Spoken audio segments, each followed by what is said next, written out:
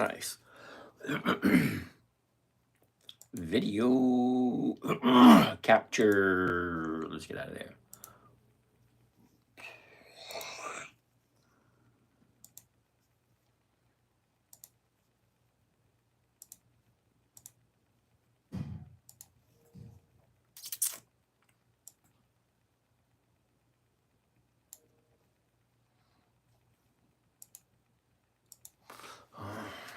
And now, go live. There we go. New one person here, and we're getting getting ready to get started. Alrighty.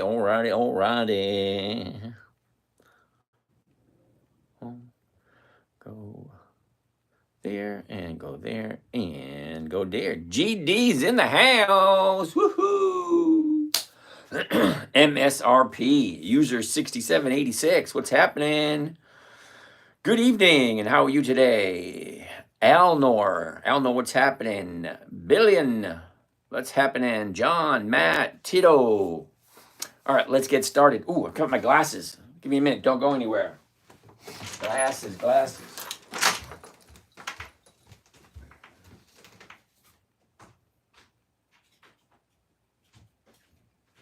I need my glasses. I need my glasses. All right. Let's who do we got in the house? Ditto, Joe. Joe's in the house. Josh is here. Camilla. Did you see Apple chart today? No. Well, let's take a look at the Apple chart today and let's see what's happening. I want to take a look at the advanced auto parts before the day's over.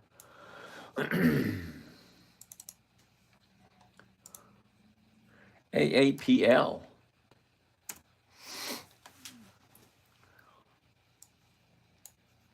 Okay, what are we looking for here? Hello from Omaha, Nebraska. LeGray, what's happening? Raphael, there he is again. There you go. All right, so we're looking at the Apple chart. What am I looking for? I'm looking for 5 things. Number 1, the high, the low. Where was it? Where is it? Look at the movement. Up, down, up, down, up, down. A big pullback today. Well, let's see. Take a closer look. Before we do, does it make sense to even look at the stock? Now, I normally don't do Apple stock, but Apple stock is on Warren Buffett's list. So, yeah, I do it because it's on Warren Buffett's list. So it's at 240 now. Uh-oh, I got to change that. We don't want to see that. Don't want to see that. I was given an example earlier today, and I needed that numbers. Okay, so the 140 is going for 435. You know, one thing I really like about Apple stock, I'm going to show you in a couple of seconds. Just hold tight while I look at these questions over here. Yo, the Savage Monkey, what's happening? Gail, good evening. Scott McFarland, your YouTube screen is still not fit the screen properly. You're doing something different from the previous times. Okay, well, let me see if I can get this to fit properly.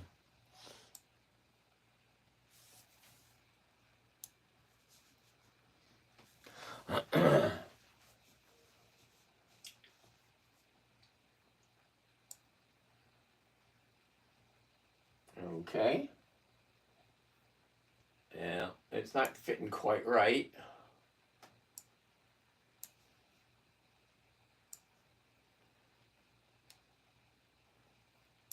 All right, there we go. Now, let me take a look. Oh, there we go.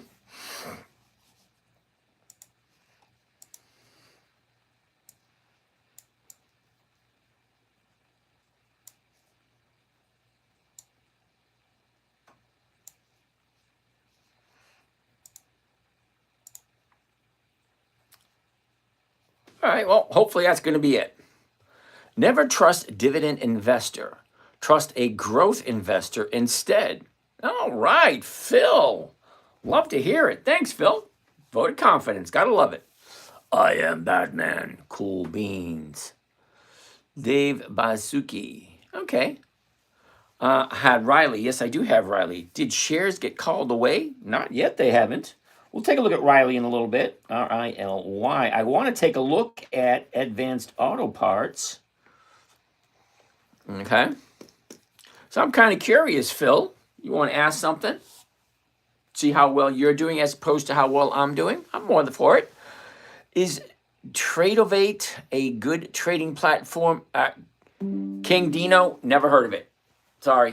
All right, so let's take a look back to Apple again. Well, first and foremost, before I even go on, it is the beginning of the day. My name is James. This is Dividend Stock Talk, brought to you by the 10-Minute Trader, where I invest in dividend stocks for weekly cash flow.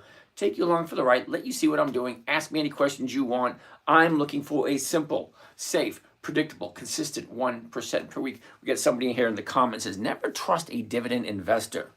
Trust a growth investor instead. Now, I'd like to get, talk more about that if you're willing to come on and chat a little bit. Because I get over 50% per year. I'm kind of curious what you're doing as a growth investor. All right, anyway. All righty, on air. Yes. Hello from Omaha, Nebraska. David, how are you today? What's this live stream about? Okay, Alt Braves. We're looking for investing in dividend stocks for a simple, safe, predictable, consistent 1% per week. That's more than 50% per year. And that is basically doing covered calls on dividend stocks to gain a 1% return every single week. That's over 1% a week, 50% per year. It more averages around 60, 70% per year.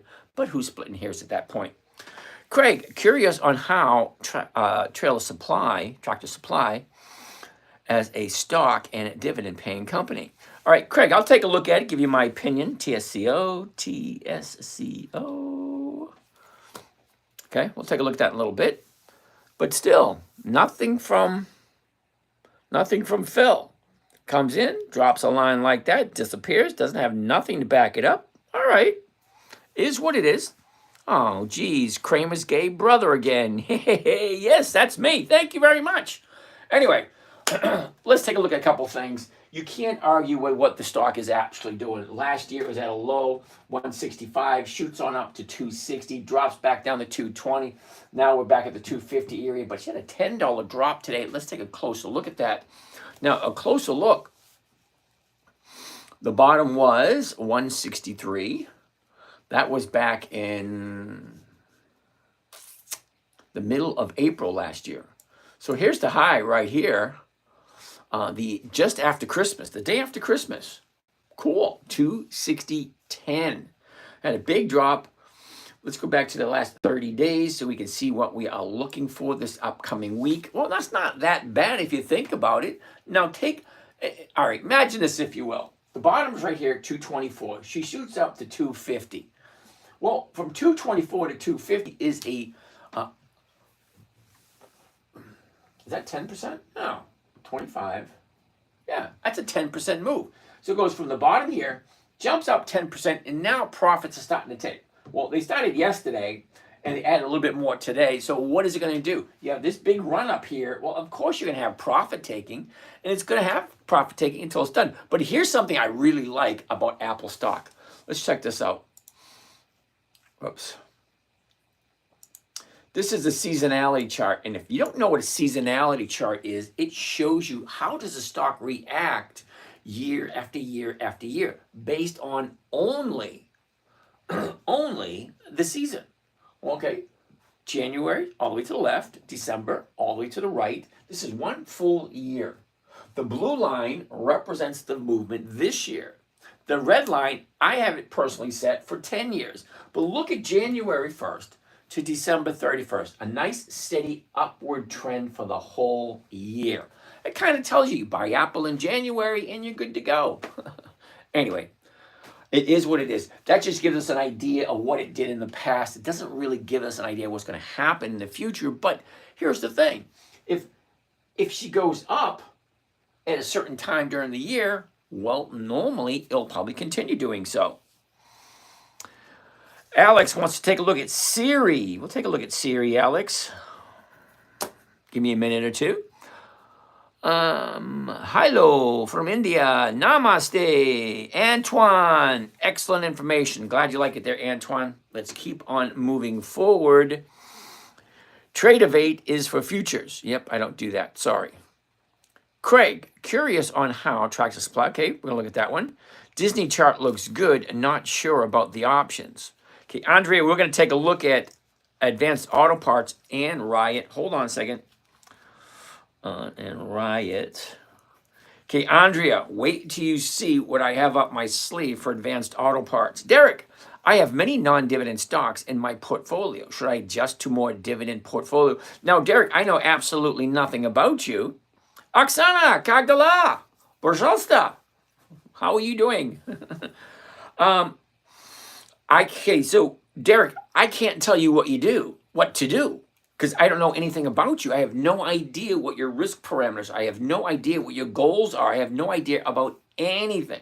If you really want to chat, and that goes for anybody in the audience, if you really want to chat with me, even you guys are watching and listening after this is recorded, because this is being recorded right now, 9/28, February 26, 2025. So if it is after that date, yeah, you can send me your phone number and I'll give you a call. Don't put it on the public view. Send it as a person, as a DM, a direct message, okay, or an email. Now, you guys on YouTube, you have access to my email address. You have access to my phone number. You guys can text me.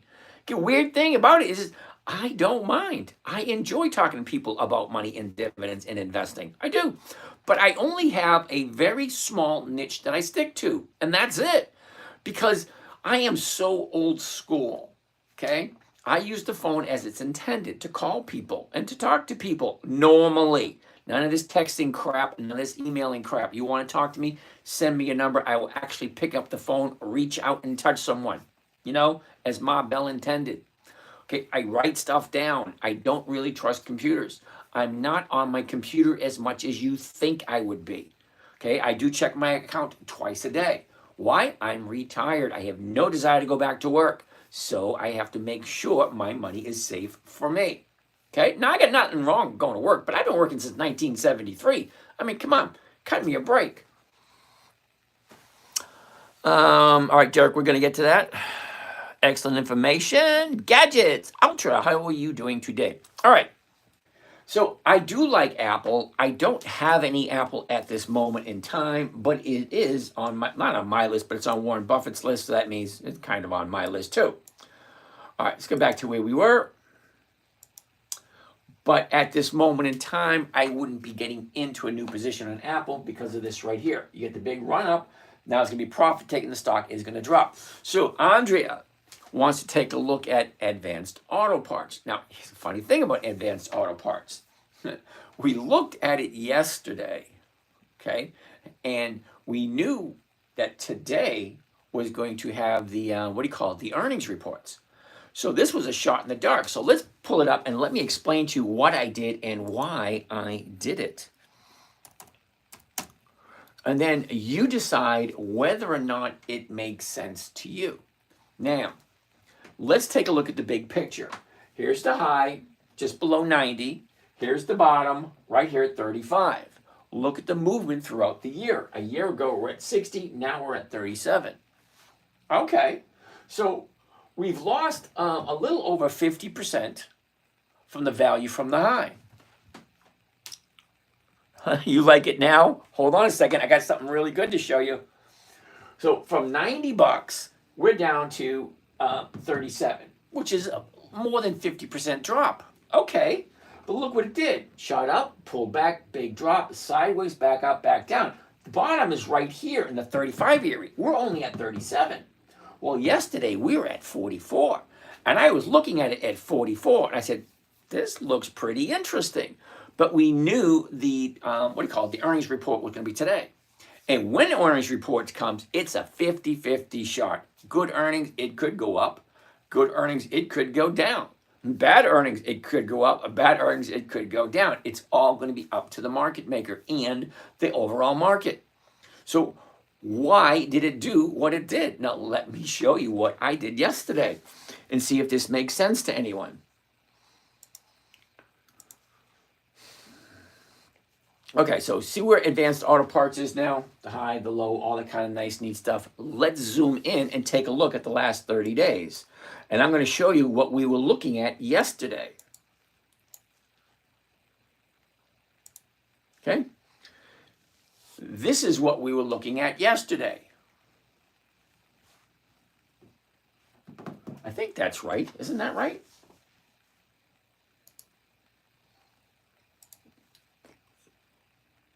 Yeah, yesterday. Okay, this is what we were looking at yesterday. 30-day high, 30-day low, right here, right now. Okay, 30 days ago, 47, jumps up to 53, drops down to 43. Nice drop. Okay, and then she jumped up yesterday. Okay, cool. Well, they have the earnings come out. Why did it jump up? Well, they have the earnings come up, and look, you should have seen the premiums yesterday. Why am I not looking at the premiums?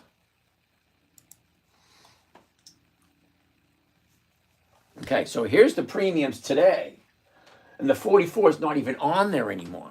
But yesterday, the 44, let me show you what I got it for yesterday.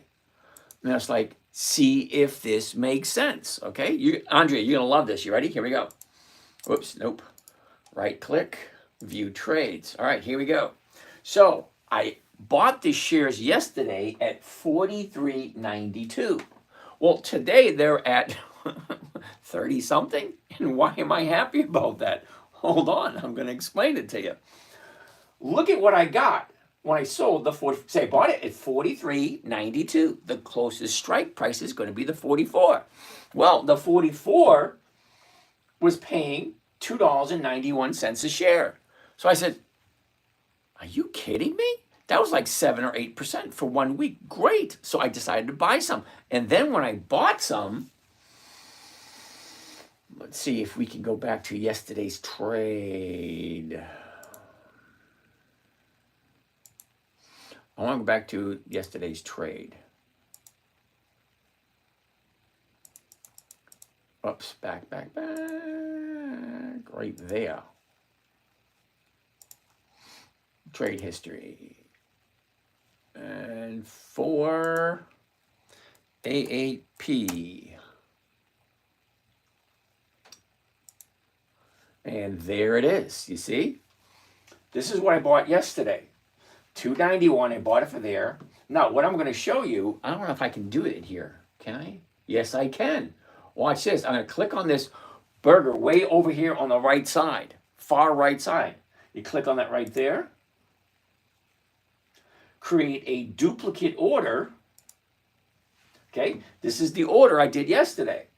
Now I want to change it. Okay, that's that, blah, blah, blah. Confirm and send. Okay, now, do you see the prices right here? Well, it has the new prices on it, so it's not showing yesterday's prices.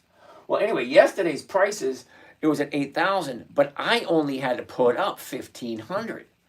See, now it's showing us 3,000 because the margin that I have. Now, I have a margin account. Now, I did the math yesterday, and it was a 28% return, which is crazy. That's never happened before. But lo and behold, see that here?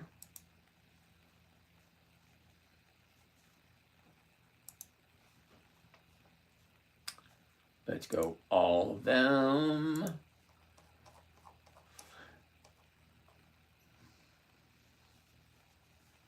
Okay, so if you see, there we go, fix that camera. If you see down here, this is my position, all right? So yesterday, I got 28% return from the money that I invested. I collected this big fat premium at average price of $2.89. Well, look at what it's worth today. It's worth 3 cents. 3 cents. I sold it for $2.89. Now it's worth 3 cents. That's like, wait, for the fun of it, let's break the calculator. I'm kind of curious what that is. Okay, clear. 3 cents divided by 289. 289. 1%. That's not right. 1%. Yeah, okay, so that's a 99% discount. That's crazy. 3 divided by 43. Yeah. Anyway, so I'm actually going to buy it back tomorrow. So yesterday, I sold it for $2.89. Tomorrow, I'm going to buy it back for $3, and then I'm going to reduce my strike price down to about, well, let's go next day, today. Here we are today at 37. So I'm going to do the 40s. And the 40s, I'm paying 41 cents a share, which is more than 1%. So I bought it at 44. I sold the 44. It's got 28%. That's crazy. That's crazy enough as it is. So now I'm going to buy that back at a over 90% discount. And then I'm going to turn around and sell the 40s and pick up another 1.5%. Well, that's just freaking crazy. Now, do I mind that the stock went from 44 all the way down to 37? No, don't mind at all, because I like Advanced Auto Parts. Now, I know there's some issues about it that might have some reasoning why it dropped like this, other than not, because I heard this morning, I didn't even actually check, because you guys think I actually on the computer all day long and research. No, I don't. I don't research it. AAP is on my list. Advanced Auto Parts is on my list. So do I really pay attention to the news? No, I watch what the other investors are doing. So if it's going up, well, yeah, we think it's going up. When it starts to go down, yeah, we think it's going to go down. And when she finds a new bottom, you bet your butt I'm going to jump in, buy some more, and take it back up again and make some more profit.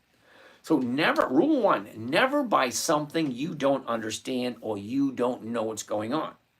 Well, it was very profitable for this trade. So anyway, besides the point, let's go on to some other ones. I'm sure you guys don't want to hear all that stuff. Boom, ba-da-dum, da-da-dum-dum.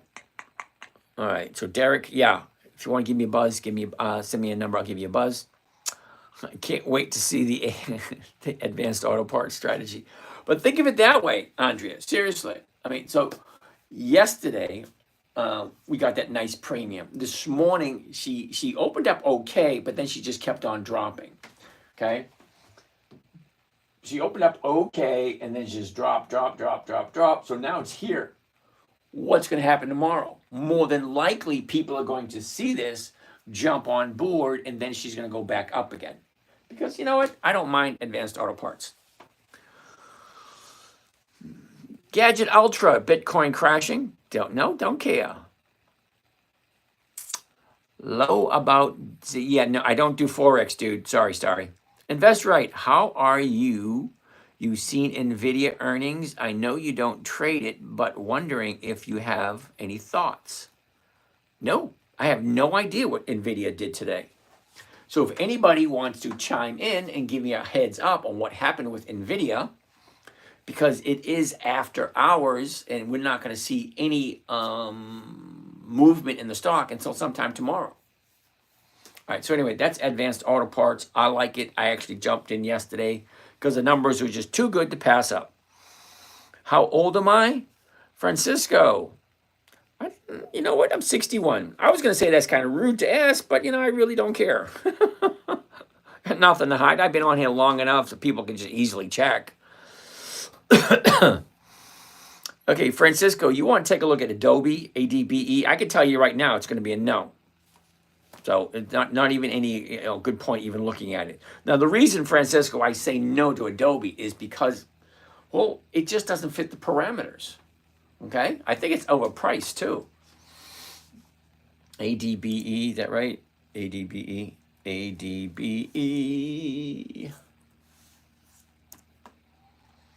Yeah, $440 a share. Yeah, no thank you. Okay, so you can tell by looking at right here. Okay, 30 days ago, here's your bottom. She shoots up, now she's pulling back. Yeah, the drop is slowing down, but it hasn't stopped falling. So until it starts falling and then turns around and goes back up, it's going to be a no. Besides, it's out of my price range. I don't like stocks over $300. Simone, I haven't seen you in a while. How are you today? Shane, Lind is solid and will benefit from H2O2 and energy sectors. All right, Shane, thank you for that. But I've never heard of the company, and it's just one of those things. If I've never heard of it, which means I don't know anything about it. So if I go to do some research on it, I'm thinking to myself, why? Why would I go to research something I've never heard of? Now,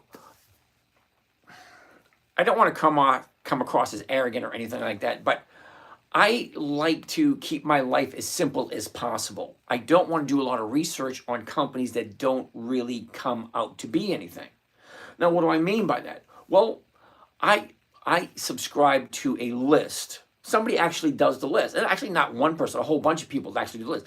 Companies that have consistently increased their dividends over 20 years, over 25 years, over 50 years. Well, somebody assembles that list every single year. And that company's not on the list.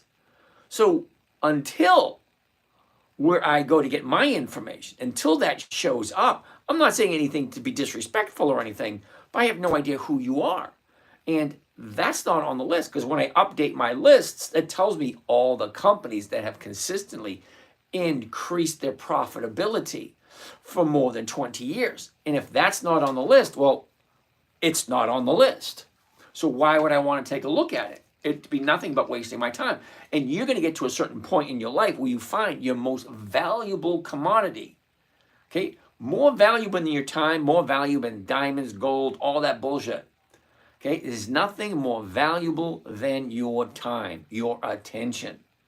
Okay? If you want to look at something, fine, be my guest. I've never heard of it. That does sound kind of bad, doesn't it?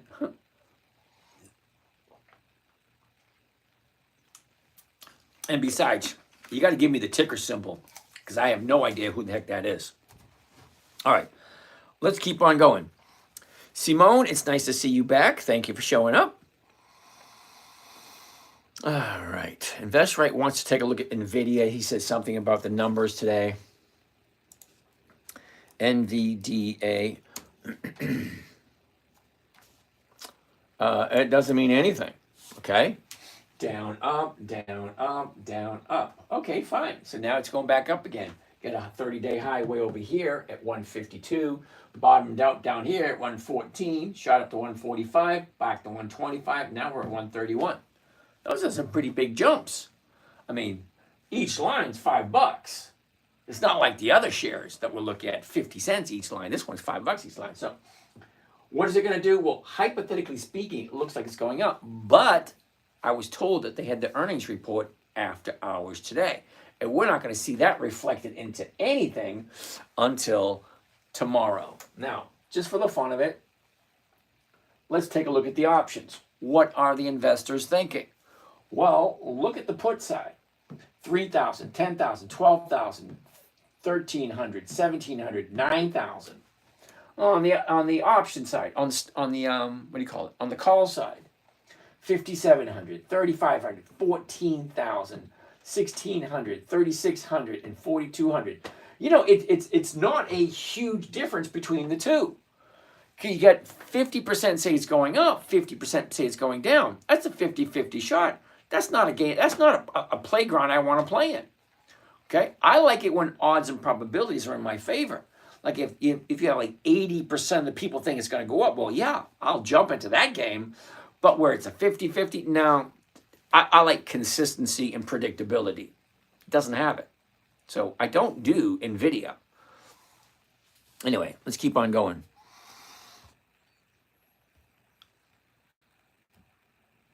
Boom, boom, boom, boom. It's Solana. It's ADP. Well, let's take a look at ADP. ADP. Tra-la-la. All right, ADP. I'm going to say no for this week. Now, ADP is on my list of stocks. But the reason why it's not on my list this week is look at where it is. It's at the high of the year.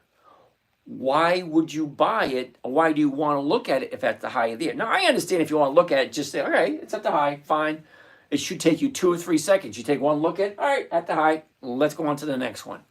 There's no reason to look any deeper because once profit taking starts, it's going to take 3, 5, 10, 15 days. Well, yeah, it's confirming it's at the high. Great. Well, let's look at it in 2 weeks and go from there. Okay, other than that, there's no real other reason to look at it. Andrea wants to take a look at Intel. I like Intel, INTC. Now, I do have some Intel, so let's take a deeper look in this one. First thing I always want to see, the high of the low. Where was it? Where is it? Where is it going? Up, down, sideways, down, sideways. Now we're at 23.52, 23.40. Now, here's something. It's kind of hard to judge. Now, before they came out with the 24-hour trading, Okay, it was easy to figure out whether the market maker was planning on pushing it down tomorrow, or pushing it up tomorrow. Okay, and we usually see that with the last trade, 23.52, and then we'd compare it to the bid and the ask. 23.41, which is lower, 23.42, which is lower. Now, it looks from here as if the market maker is going to push the price down tomorrow. But we can't really tell because we're in after hours trading, and this number is going to be changing tonight. Just this one. Nothing else. Just that one. Because it's being traded tonight. So, but normally it looks as if the market maker is going to push it down tomorrow. Let's take a look at the numbers and see what it normally does. Okay. So, a year ago, we were at 43.14. The high of the year, 46.63. That was in the beginning of March of last year. Drops, go sideways, drops, go sideways. Look at the last 90 days. Now, the reason why I look at the last 90 days, the last 3 months, because I want to see if there is an identifiable pattern. Just take your little finger like this. High, low, was, is, down, up, down, up, down. It's not that difficult. It gives you an idea. Look, it goes down, up, down, up, down, up. Now it's coming back down again. What's happening right here? Because you get your high there and your low here. So yeah, it looks like it's coming down. Well, let's get a little closer to look. Last 30 days, right there. Okay, so here's the bottom here. Here's the top. Now, what usually happens at the top of a 30-day period? Well, it depends on how far it moved. Well, it went from 19 to 28. Well, 19 to 28 is a $9 move. Now, $9 on a $19 stock, well, that is very close to 45% increase. That's a big jump. No, that's not a big jump, $9. It's 45 to 48%. And what is that? A little over 2.5 weeks, 45% jump. Yeah, there's going to be profit taken, and it's going to come down till it gets to a point where people say, wait a second, this is good. I want to jump back into it. Now, I let my Intel go last week only because I had it down here and it shot up to here and it only made sense to get rid of it. Do I have any intention of holding on to stuff? No. As soon as I get my profit, I'm out. I don't care how high it goes. Because taking it for the ride to go for the height, yeah, I could do what's called a trailing stop. But that gets a little confusing for a 9-year-old. Because remember, this strategy was for a 9-year-old. But a trailing stop would be a great idea. However, it sucks up time because you don't know how long. It can take a long time to go up. And I might have to hold it 3, 4, 5, 6, 7, 8 weeks. And that ties up my money from getting a consistent cash flow. So I've come to the conclusion, for me at least, that I want consistency. I want predictability. And I want safety. But that's me. Now, I'm not telling anyone to trade like I do. I'm just, helping you guys out and reading the chart because I got plenty of years of doing this. I'm just reading the charts and giving you my opinion by using a logical, elementary approach. Now, the trading strategy I said was created for my 9-year-old daughter. It had to be simple. It had to be safe. It had to be predictable and consistent and no way for her to lose. So for a 9-year-old, it had to be simple, safe, predictable, all that stuff. So I had to come up with 5 rules.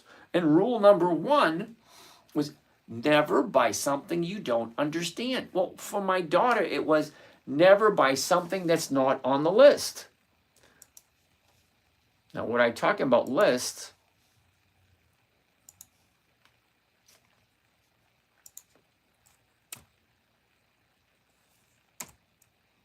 okay, all these little green dots behind me. Now, it looks like there's nothing here, but there's actually 141 companies. See, 141, 34, 33, 45. Nothing here, that's a holiday. But anyway, each one of these dots represent the company getting ready to pay a dividend. Now, a dividend is a portion of the profits giving back to the investors, and that's us. So when we buy stocks, we become the investors. So we are entitled to a portion of that money. And the little green dots tell us when we're going to receive a dividend if we actually own the shares. because you actually got to own the shares in order to collect the dividend. But do I really want the dividend? No, I don't. I want to know when they're paying their dividend, because stocks have a tendency to go up in price or up in value just before the dividend date. So if I look at Valero right here on the 30th of January, why am I looking at January? I don't know. Let's go February, March. Okay, March. Okay, Suncor right here, S-U-N. Or Newmont. Ooh, nice. Alcoa. Anyway, besides the point. Suncor right here on the 4th. If I want to collect that dividend, I have to buy it before this date, the 4th. Now, when I buy my stocks, I buy them 2 weeks ahead of time on a Monday. And I do a covered call, because a covered call is simple, it's safe, it's predictable, it's consistent. All right, so back to the 5 rules for my daughter. Number 1, never buy something that's not on the list. Okay, now this is just an overall list. This is not my specific list. Okay, so for my daughter, it was never buy something that's not on the list. Now, you may see all of this, and you may think, well, that's way too much.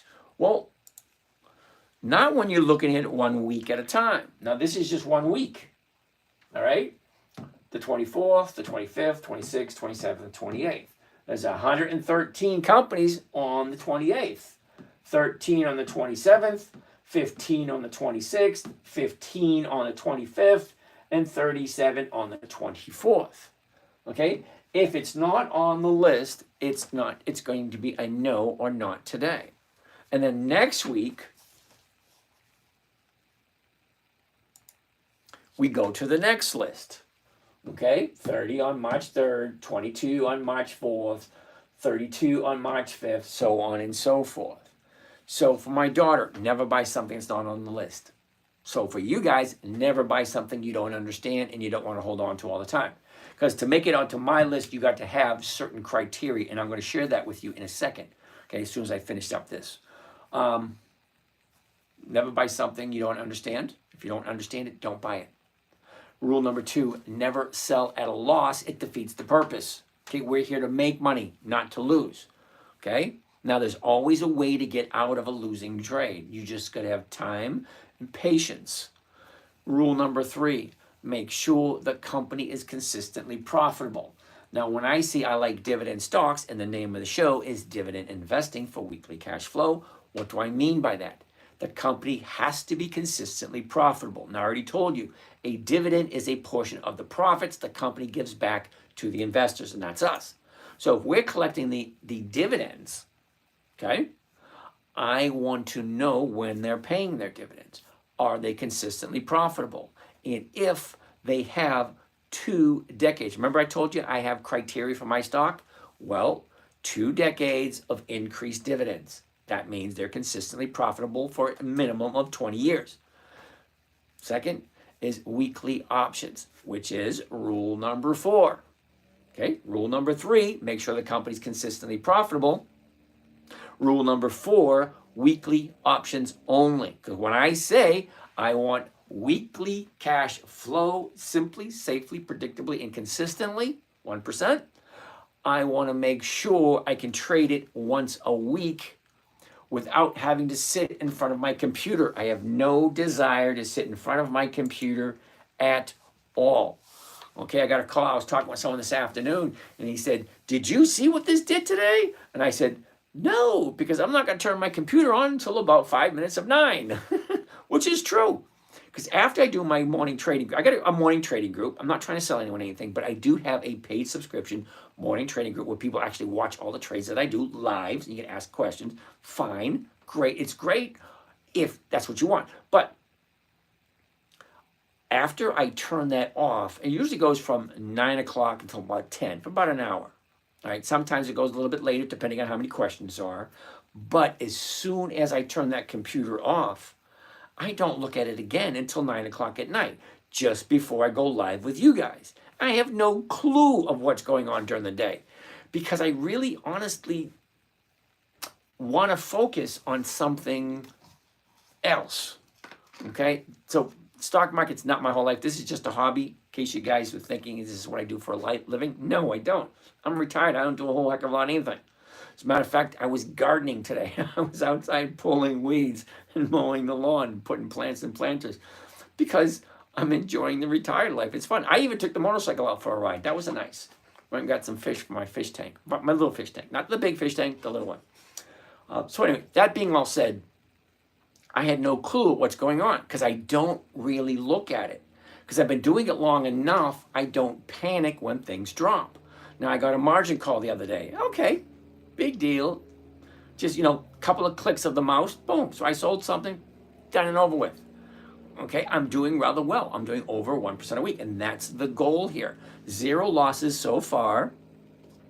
Knock on wood. I don't know why people do that, but you know what? Superstitious, not superstitious, but it's better to be safe than sorry. Anyway, that being said, let's get back to where we were. Oh, forgot. Sorry. Rule number 5. Check the numbers. Make sure the numbers work. I want 1% every single week. So yeah, safety, predictability, and consistency. I forgot to throw in profitability. Anyway.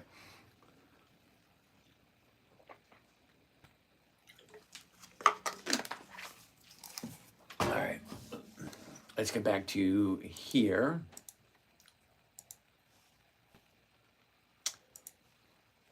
All right, so that's Intel. Yeah, I got rid of my Intel. So as soon as Intel falls down and finds another bottom here, some good steady footing, then I'll jump into it again. I have it on my list for next week. I believe I do. Let's double check. Yep, it's on my list for next week. What do I think about Tesla? I already gave you my opinion of Tesla. What would be your 3 dividend stocks to get into? Macy's, Kohl's, and Nordstrom's. Don't forget about Tractor Supply. Let's do that one right now. TSCO, TSCO. It helps if I had my cursor over there. Try it one more time.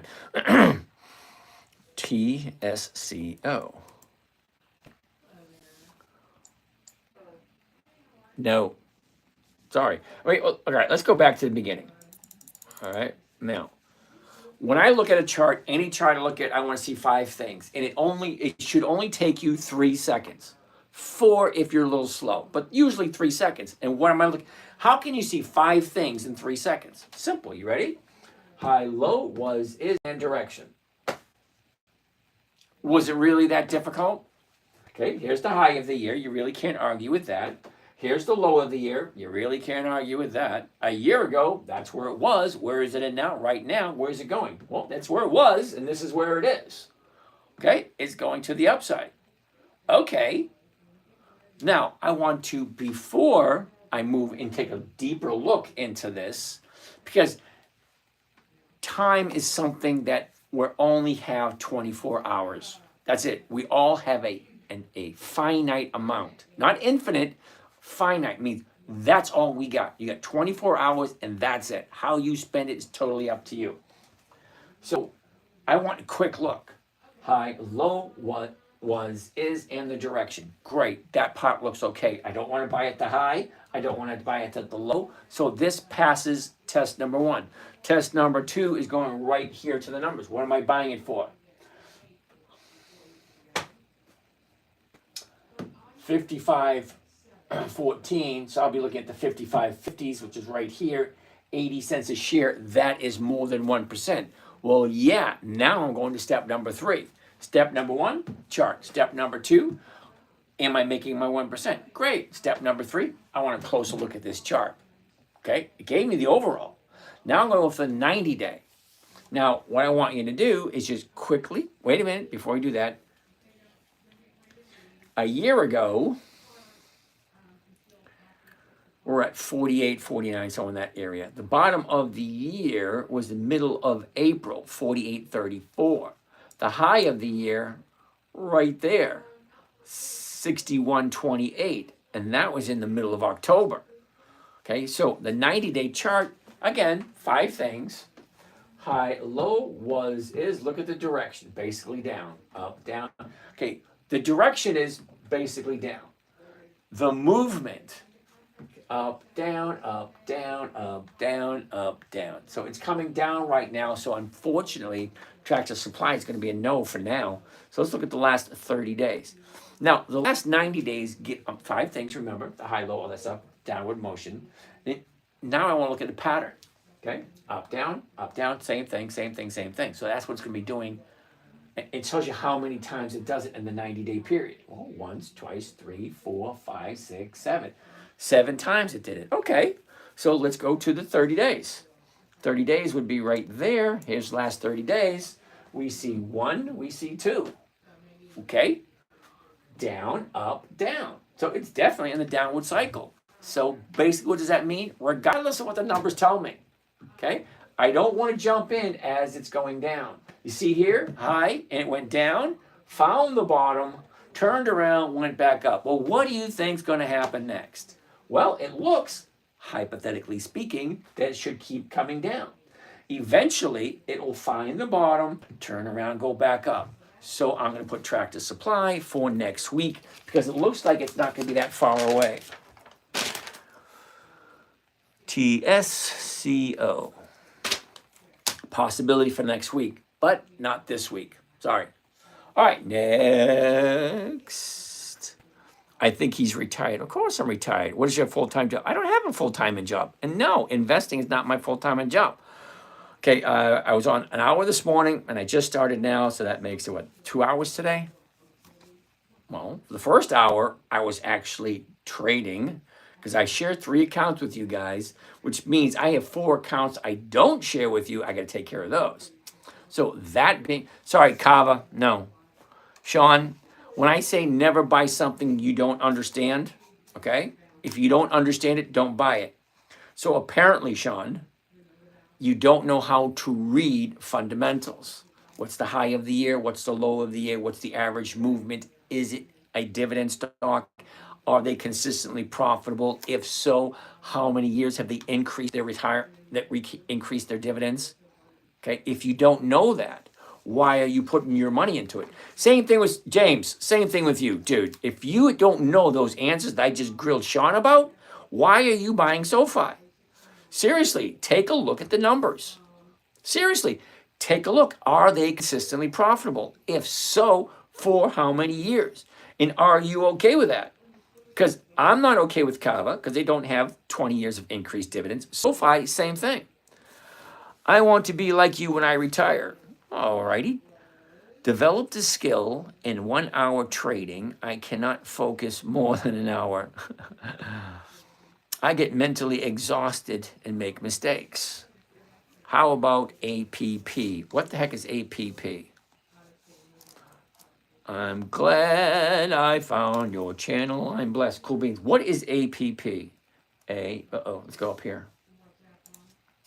APP.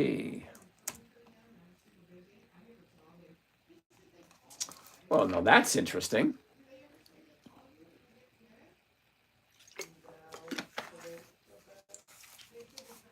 App lovin'. That's from a movie Superbad. Who remembers that one? McLovin. App lovin'. Really? App lovin'. I can almost guarantee this thing does not have 20 years of increased dividends. Well, but let's take a look at it because, you know, I try to be nice to everybody. No. APP. All right, App Lovin', $331 a share.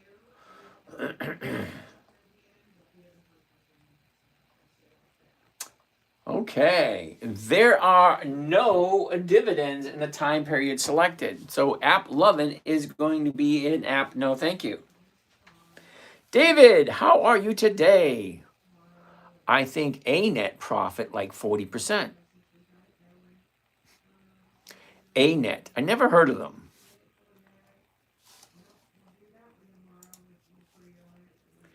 A-N-E-T.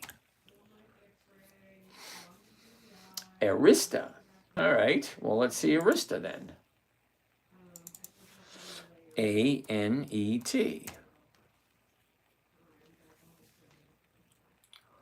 Really?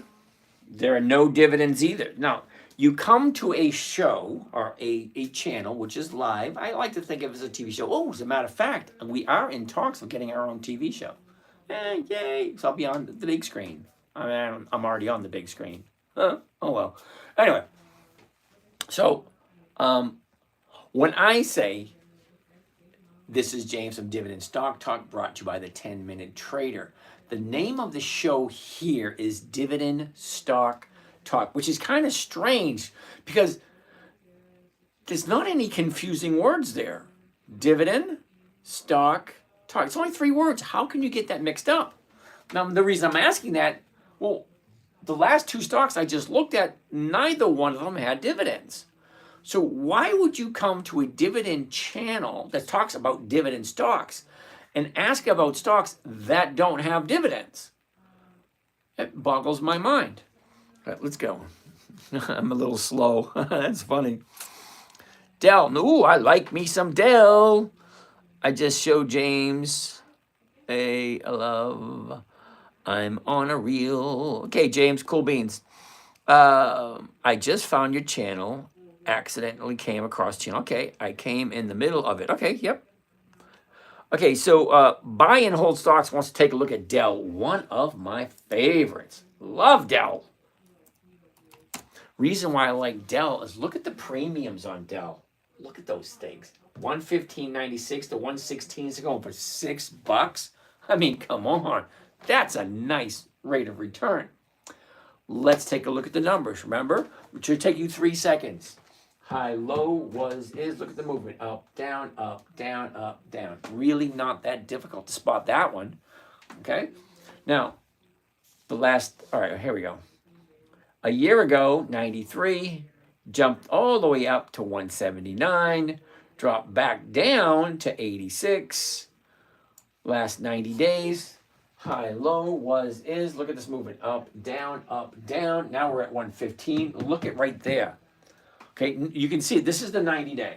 Okay, well, roughly 90 days. Down, up, down. Okay, right there. Today, yesterday, that's what I want a closer look at to give me an idea. Is this a good time to jump in? Well, some of you might want to jump in just by looking at it. Me, I want to wait another day. The reason why I want to wait another day, your bottom's right here at 98. She jumps up to 22. That's a $14 jump. $14. Now, $14 on a $98 stock, that is that's 15%. It's a 15% increase right there. Okay, then it pulled back a little bit. Now, I like 2 days to the upside because that could be enough pullback from 122 to 110. That's a $12 drop. Okay, $12 drop. Yeah, that might be enough. Because think about it. Shoots up, $12 drop. Well, now she's going back up again. Okay, what do the numbers look like if I do? Well, if I do buy it, the 116, because right now it's 115.95, and the 116 is going for 605. That's a huge number. But here's the thing. The high's there, the low's here. She shoots up. She should come all the way back, but if she's continuing going up, okay, we'll know tomorrow. Now, tomorrow, she's going to either open up higher or lower, and then we'll get a good idea. Is the downturn broken, and now she's starting to go up? Or is this today just an anomaly and she's going to keep coming down? One or the other. Okay, now I play 1 day at a time. I don't trade daily, which means I'm not a day trader. Okay, I'm a weekly trader. I buy on a Monday. I like to be out by Friday. And I do it again the next Monday. I want simple, safe, predictable, consistent. I'm only looking for 1%. I don't want to be in front of my computer all day. Could I? Yeah, I could. But I have no desire to do that. Okay, I have desires to do other things. Hang out with my grandson, play in my garden, work on my mother's shed, stuff like that. Boring stuff. Old man stuff. Yep, I'm an old man now. I hate admitting it. I do. Don't laugh. You guys are going to be here eventually too. You'll be retired and you'll think to yourself, what am I going to do today after you wake up at 11 or 12 o'clock in the afternoon? Anyway. All right, let's keep going. So I do like Dell. As a matter of fact, just for the fun of it, just to get for the new people here, let's do a practice trade on Dell. See what it looks like. All right. Now, I like the 116s. All right, so let's do the 116s. Now, the reason I say I like the 116s is because look where the stock price is now. 115.65, so I can buy it at 115.90, 94, which is basically 116. Okay, so let's get rid of this. Let's change the trade, okay, to a covered call right there. Right? And the 116s are right here. And I want to buy it right there. And here we go. Now I want to go just to one contract. Because if I do 10, because I have my computer set for 10 contracts. So it automatically fills at 10. One thing I really like about Thinkorswim, it basically sets everything up for me. All I have to do is come in and change the numbers. So if I don't want 10 contracts, I'll change it to 8. I'll change it to 15. I'll change it to 20. All right, so I'm going to do it just to one. That way you have an idea what one costs. It makes it so much easier. Now, I'm also going to change the order from a limit order to a market order. And here's the reason why. A market order, now some of you may know this, some of you may not know this, but a market order means the market maker is required by law, by law, if he is advertising it at that price, that is the price he has to fill it at. Now, a limit order, you get to choose how much you're willing to pay or how much you're willing to sell for. And that's a limit order. This is what I want to pay, and I don't want to pay any more. Okay? Or if you're selling, this is how much I want, and I don't want to take any less. That's a limit order. Unfortunately, with limit orders, they can, and sometimes they do, sit on the market maker's computer all day long until he feels like filling it. So I always go directly to the market order when I am first buying a stock. I got to say that part so people don't confuse it. Because once I own a stock, I'll do limit order because that I want when I want it. Okay, so market order I'll do because this is a double trade. Now, what do I mean by that? It means I'm buying the stock and I'm selling the option at the exact same time. See? Selling one contract and I'm buying 100 shares. So I buy 100 shares and I'm selling somebody the right to buy them all from me for the exact same price I just paid. Well, I'm paying right around 115.94. I'm selling it to somebody at 116. Okay, 116 right there. And this is what I'm collecting, whatever it is. Let's see what it looks like. Confirm and send. And here you have it. Buy one covered call Dell 100s. That's the weekly. That means this option is going to expire next Friday. 7 March 25, next Friday. The $116 call option against the stock at the market to open. That's what that means. So here's my profit right here, $680 per contract. Now that sounds lovely until you hear how much 100 shares of Dell is going to cost you, $10,920. Now people think, well, I'm spending all the money. No, you're not spending the money, you're investing the money. The money is in your account to grow. That's what it's doing. Think of it as a seed, and the seed just changes its name. Well, this week the seed is Dell. And Dell, we're going to feed it, we're going to water it, we're going to collect 680. Okay, fine. Next week, we're going to take that 10,000, we're going to put it somewhere else and collect another premium somewhere else. As long as it's simple, safe, predictable, and consistent every single week, I really don't, I kind of don't care where it goes, as long as the company's consistently profitable and the numbers work. All right, so let's get the calculator out.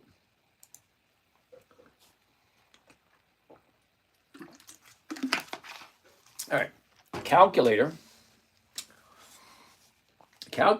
come on. There it is. Wrong place. It's supposed to be over here. Now, why is it so big?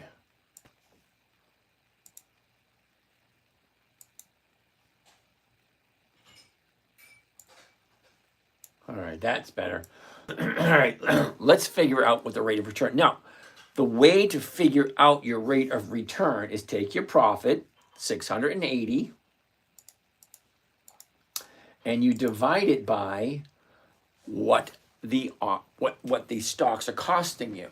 Okay, the cost of the trade, including commission and fees, 10,920. 10,920. Okay, what rate of return is it this week for Dell? 6.2%. So yeah, I'm writing that one down for next week 'cause I like Dell. And Dell looks like it's in a very, well, I want to see what it looks like next week.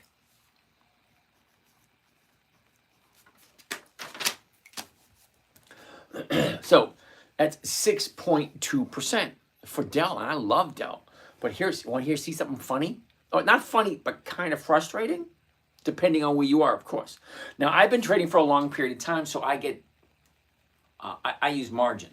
Okay, what is margin? Margin means I'm investing my money and my broker is matching me dollar for dollar. So if I put in $100, he'll put in $100. If I put in $1,000, he'll put in $1,000. If I put in $1 million, he'll put in $1 million. What does that mean? Well, it allows me to leverage my trading, get a more rate of return. Well, this trade right here will get me 6.2%. Let's do the numbers on a margin. Okay, so let's clear this out of there. The profit's still going to be the exact same, 680, but what's going to change, rather than the cost of the trade, including commissions and fees, okay, the margin expense is right here, buying power effect, 5,138. That is my money that's being spent. So $5,000 of my money, well, let's figure that out, divided by 5,138. Well, what's the rate of return now? 13.2%. Now, this is only for 10 days, which means by next Friday, if the stock is above 116, okay, because that's the call that I'm selling, if it's above 116 next Friday, I will get all my cash back and I get to keep this profit also. But here's the other way of looking at it. Let's say the stock is at 115.99 next Friday. I get to keep the stock, I get to keep the money, and then the following Monday, I get to do it all over again and probably get the same amount of rate of return. Okay? I love Dell. The number's always great. Dell, Intel. There's a few companies that the premiums are really good all the time. Dell is one of them. I love Dell. So I got Dell down for next week. Not this week, unfortunately, because we see where it is at the moment. I'll go back to the beginning. Okay? It's not a clear-cut sign to jump in. Okay, here's the bottom here. Shoots up, pulls back. Tomorrow morning will give me a better idea. Is it going to be higher than 115 tomorrow, or is it going to be lower? If it's lower, I'm going to have to wait, okay? Because I look for 2 up days. See right here? Here's the bottom. 2 up days before I jump in on the 3rd day. Now, that's me. That's my rule, okay? It's not guaranteed. You just have to decide what it is for you. Okay, Raylan, I appreciate you want to co-host with me. Thank you, Raylan. I take that as a compliment. However, I don't know you. If you really want to co-host with me, send me your number. I'll give you a call. We'll chat. Let's move on. All right. So I do like Dell, but not this week. And did I write Dell down for next week? Yes, I did. Next on the list, SMCI. Okay, Rambo Bambo. Now, Rambo Bambo, you're new here only because I've been doing this for a year, a little over a year. And I'm good with names, and I've never seen that name pop up before. So SMCI. I always tell people I got 5 simple rules. And rule number 1, which you are breaking at the moment, never buy something you don't understand. Okay? If you understood SMCI and you're serious about putting your money into SMCI, I would say more power to you. It's not something I want to do, because they don't have 20 years of increased dividends. And you know what? Today's Wednesday. So for the fun of it, let's go and take a look. How many stocks are there in the stock market? Okay, we're going to go to FinViz, which is a financial visualization company. Gives you all kinds of details on stocks. I want to go to the screener because the screener allows me to decide what stocks I like. And free spreadsheet. Yay! No. Okay, and here we go. Check it out. 9,938 companies. Okay, a couple of days ago it was 9,936. Today it's 9,938.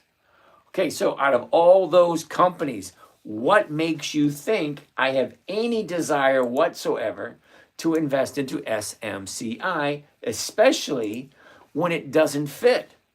Okay, now I'm looking for companies with 2 decades of increased profitability.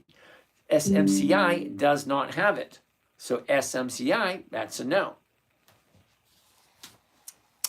Mary June, Procter & Gamble.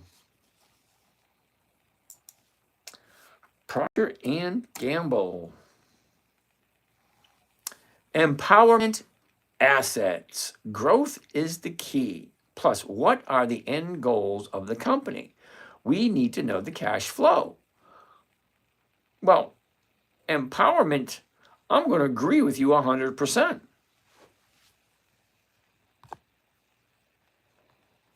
All righty. Just found your channel. Okay, came across the middle of it, blah, blah, blah. Dell is nice. Didn't know it was that kind of show. I trade options, but I like your outlook. James, thank you. Hoy hoy bo. Hoy hoy bo. I'm looking up what a dividend means, but I am still confused. Would you please explain? Okay, a dividend, okay, look at it this way. I'm sure you've had this scenario happen to you. Yo, bro, I'm going to the store. You want anything? Yeah, pick me up a pack of cigarettes. Pick me up some smokes. Pick me up some beer. Whatever. Here's $20. Okay, great. Here's your change. No, you keep it as a tip. Same thing, but there's a little bit more legalities to it. Basically, you're buying a company, a good company that you know of, something you understand, someplace you want to park your money and just leave it there because you feel it's safe and you feel it's a good investment, because that's what we're here for. Looking to invest our money to make a little bit more so that our retirement is a little bit more fun. Hey, I'm having a blast. I could have a little more, but I'm working on it. But here's the thing. A dividend is a portion of the profits which a company pays to the shareholders. Now, there are 3 different kind of companies out there. We can take advantage of 2 of them. Okay? Company number 1 is a private company, which means you cannot invest in it. 2 is the other 2 are publicly owned companies. Now, the publicly owned companies come in 2 categories. Okay? 1 will give dividend, which is a portion of the profit. The second one takes their profits and invests it back into the company, doesn't give you anything except for hypothetical probability of increased value throughout the years. That's it. You're giving your money to a company and you're saying, hey, here you go. You do what you feel is right, and hopefully 5, 10, 15 years, you will be right. That doesn't work for me. Terribly sorry. Okay? I want the company who's going to share the profits. Hey, we made this much. Here's your share. Well, that makes sense to me. Okay? We made this much money, with your help, so you get to share in the profits. Those are dividend stocks. Now, we just looked a couple of seconds ago, 9,900 and however many. Out of all those, only about 5,500 of them pay dividends, which means the other 4,000 or 5,000 don't pay dividends. They take all the money, put it back into the company, and the company grows faster. So here's a troubling question, one that you should think about clearly. Do you want capital growth for the future, or do you want cash flow? Okay? So if you're looking for capital growth, if you're looking to buy low and have the thing shoot up high and fast, you're in the wrong place. That's not what I do here. Now, when I was younger, yeah, that was great. Fine dandy. Buy a stock, put it there. Let's see what it does in a couple of years. Yeah. Now, when you're 61 years old, okay, and your money comes from your investments, okay, I don't have as much money as you think I do. So I make 1% every single week, and that 1% of my capital allows me to retire and live comfortably. I have no desire to go back to work punching a time clock. I've been working since 1973. Now I could, and a lot of people say, well, you're still healthy. You should still be working. I'm glad you have my life planned out for me. Yeah, no, thank you. So let's take a look at Procter & Gamble. Move on. So hopefully that answered your question. I have a tendency to get a little carried away. Growth is key. Empowerment, you're absolutely correct, but you got to ask yourself, empowerment. APP is trash. I'm not going to say it's trash, but it's not something I would invest in. Okay? However, I like companies that are consistently profitable and consistently grow. Now, Procter & Gamble's been around for over 100 years. They've seen a lot of crap, and they still increase their dividends to their shareholders every single year for more than 5 decades.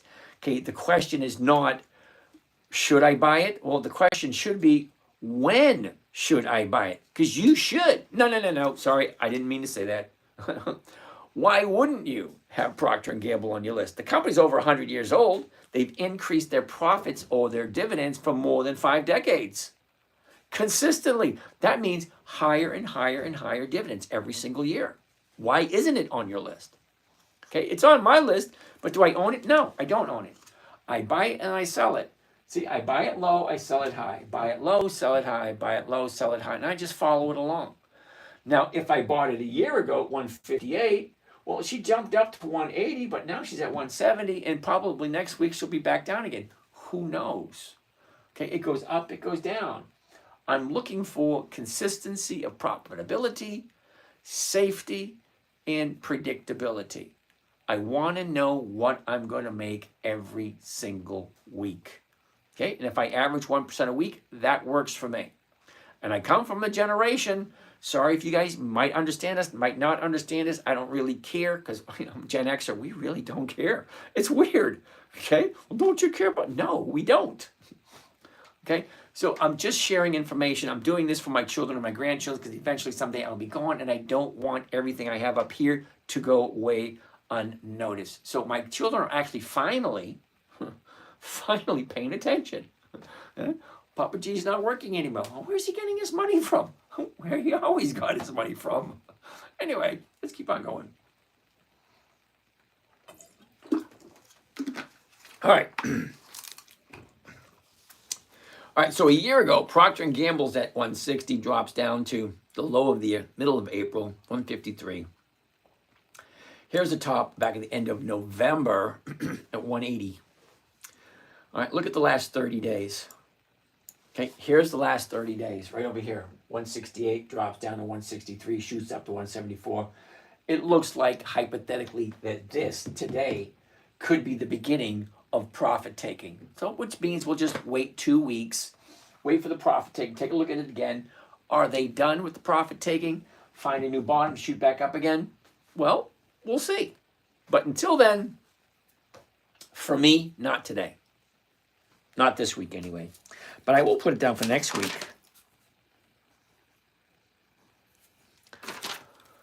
All right. Dun-dun-dun. Oh, no.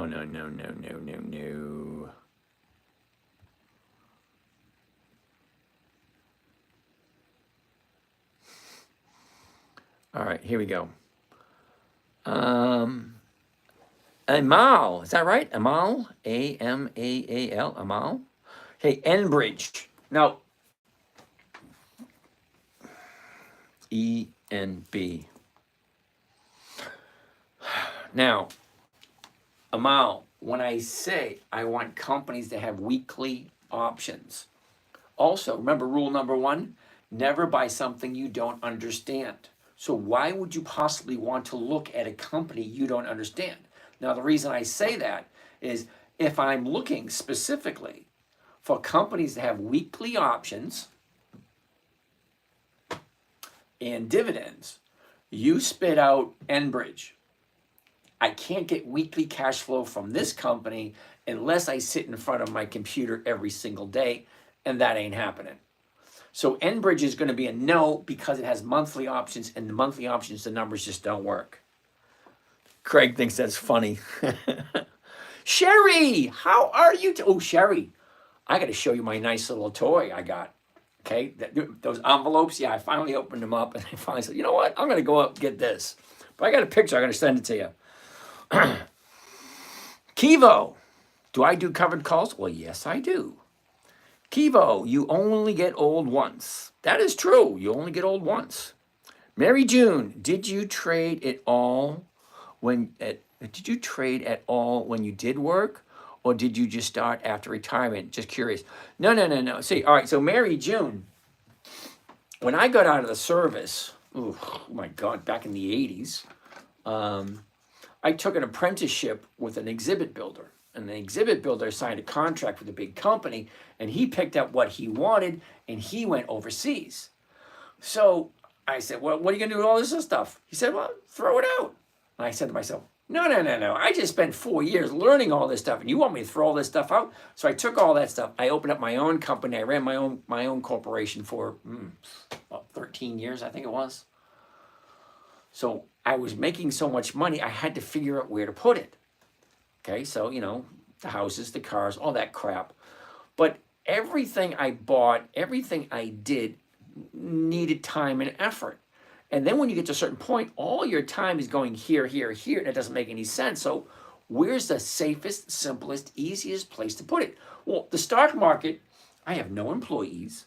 I get almost no overhead. The only overhead I have in this is the brokerage fees and the electricity to turn on the computer. That's about it. No location. I can do it from anywhere in the world. There was 5 no's, and I forget what they are. No overhead, no employees, no location. There was 2 more. I forget what they are. But it's so easy and so simple. And I can make the same amount of money now working 1 hour a week that I used to make working 40 hours a week. So I'm thinking to myself, well, that's a no-brainer. 1 hour a week, make the same amount of money? Yeah, okay, sign me up. All right, so no, yeah, I did trade. I've been trading since the 90s. Okay, so my first 5-10 years, not that good. It wasn't until 2008 when my 9-year-old daughter says to me, Daddy, what are you doing? As a matter of fact, I haven't shown this in a couple of days. So let's go take a look at the princess. Where is it? It's not there. Okay, hold on. We'll find it. The 10-Minute-Trader. Let's go there. All right, right there. View all. This goes to my social media sites. Come on. All right, it's going to take a little while to get here. I'm going to go to my YouTube channel. Okay, that's all my social media sites, blah, blah, blah. I've been doing this for a while. Okay, so look at this. We're up to 897 videos. Okay, over the past 15 years. So I'm going to go to videos. And I want to go to the oldest videos. And there's the princess right there. Hi, I'm Gracie, and me as you being part of my internet website called Thingy, which my dad doesn't let me call it that, but I do. Being part of that, you're going to be getting weekly lists of stocks and hobby trading, and every month you'll be getting 4 lists of stocks that you can choose from that'll help you get the best return. All right, so that's JC. List number 1. There's me, 15 years ago. What does that mean? That means every single day you're buying different stocks. Every single day there's a different company paying out dividends. Anyway, seriously. All right, so why do I show you this? Just one company. Well, the reason why I'm showing you this because I've been doing this for a while. Now, 15 years ago, when this information was available, there wasn't anybody wanting anything to do with it. It wasn't until I could stand in front of a phone. Imagine that, stand in front of the phone and saying, hey, this is what I'm doing. People started getting interested in it. Okay, so that's me 15 years ago. Believe it or not, I still have that shirt. I don't know where it is now, but I still have it. Last year I did a video of me in that shirt, standing in front saying, hey, look at the shirt. But it had holes in it. It's 15 years old. Who has a t-shirt for 15 years? Anyway, let's get out of that.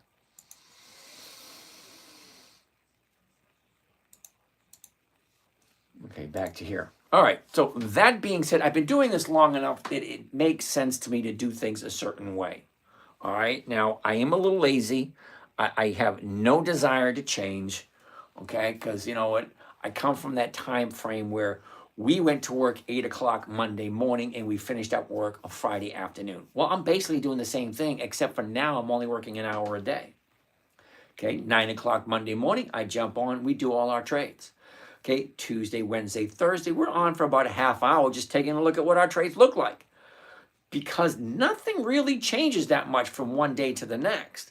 But Monday is where we buy all our stocks and we sell all our options and we collect the premiums usually on Monday or Tuesday because this is the greater time value. Because if I'm gonna, let's pull up one that I like.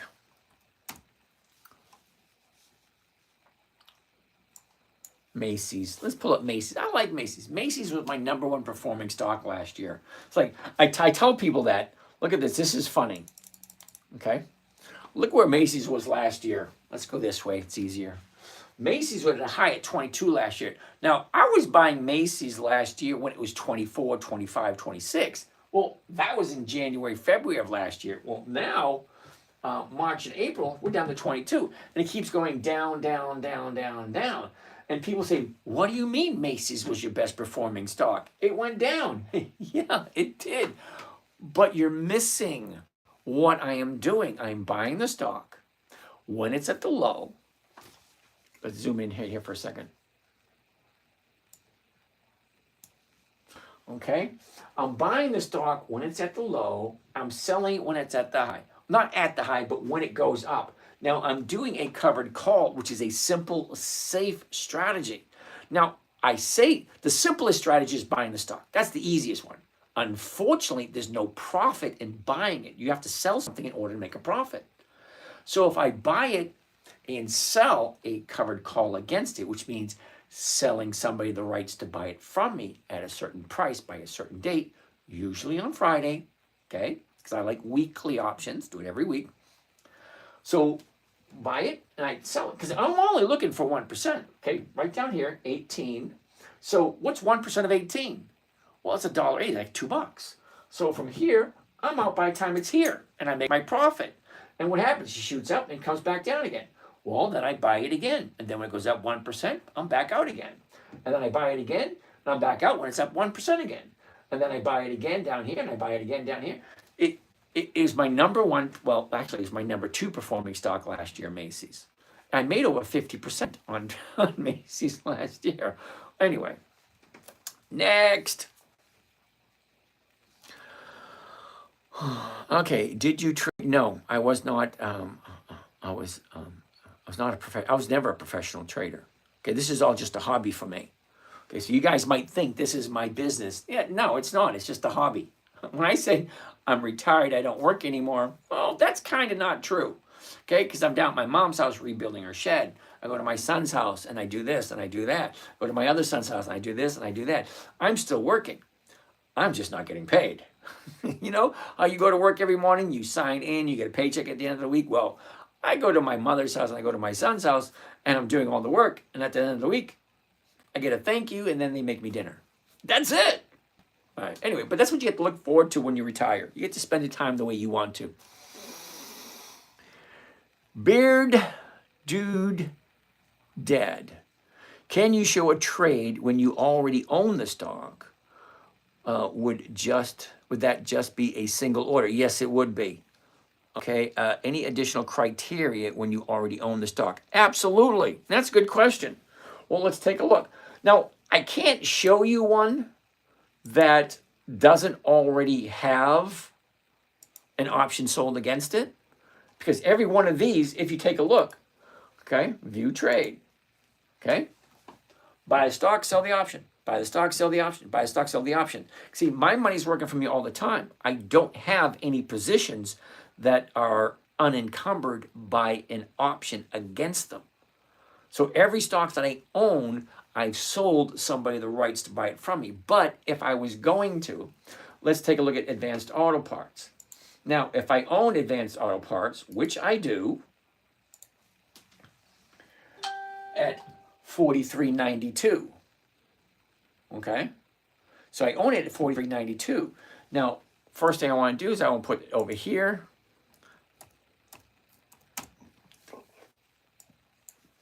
Okay, now I bought it yesterday at 44. Now it's at 37. Okay, did I lose? No, I didn't.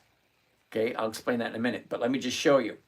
Now, if I think I own 800 shares.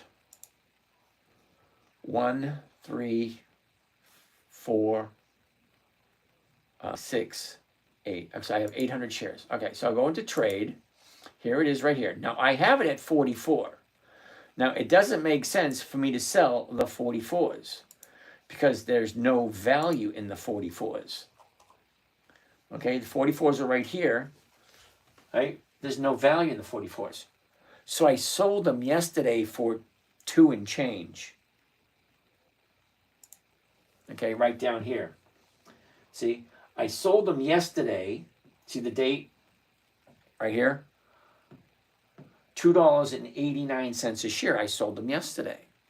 Today, they're worth 3 cents a share. So tomorrow morning, I'm going to buy them back at 3 cents a share. So think of it this way. I bought something for 3 and I sold it for 289.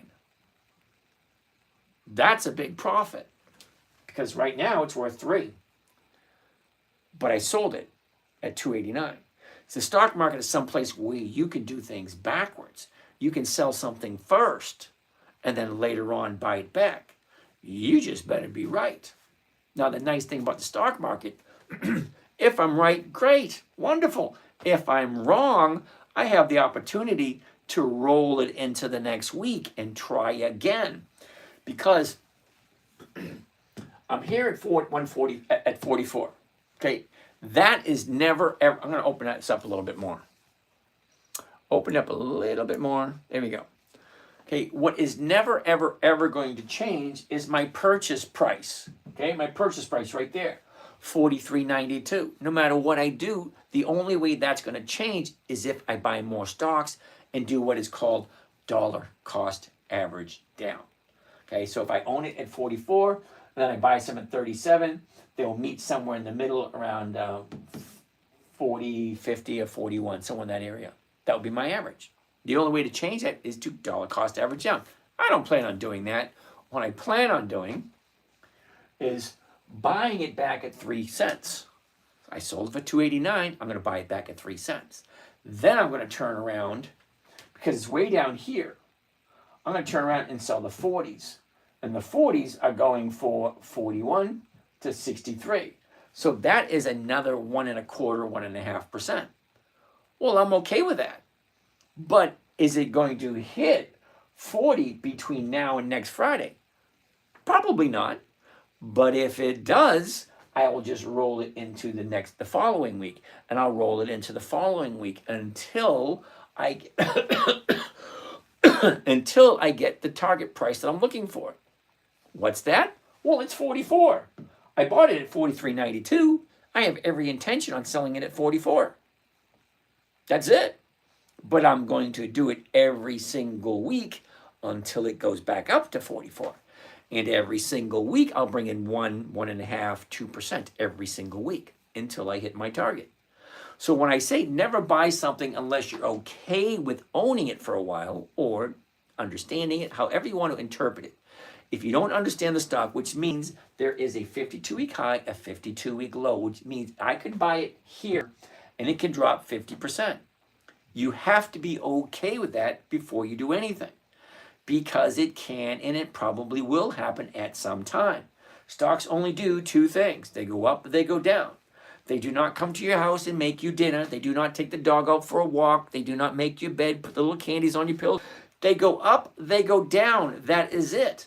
So if you're going to buy a stock, well, keep your eye on it. What is it doing today? Does it really take that long? No, it doesn't. As a matter of fact, just for the fun of it, I have some U.S. Steel.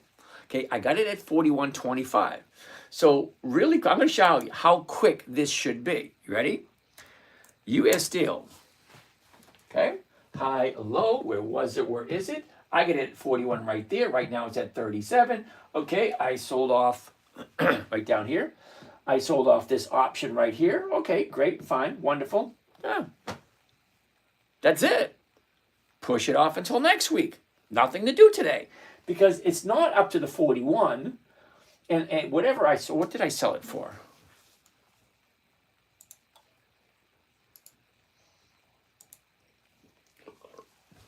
Okay, I'm into it at 41. I sold off the 32s.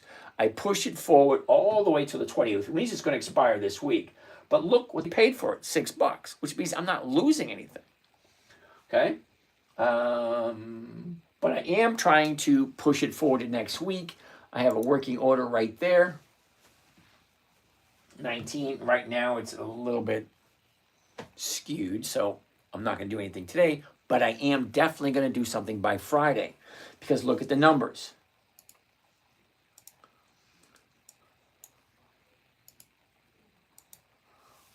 Okay? I'm entered at 41.25. It's currently at 37. The 41's way up here, not even close. But I sold the 32s, which are way down here. But look what they paid for the 32s. $6.02.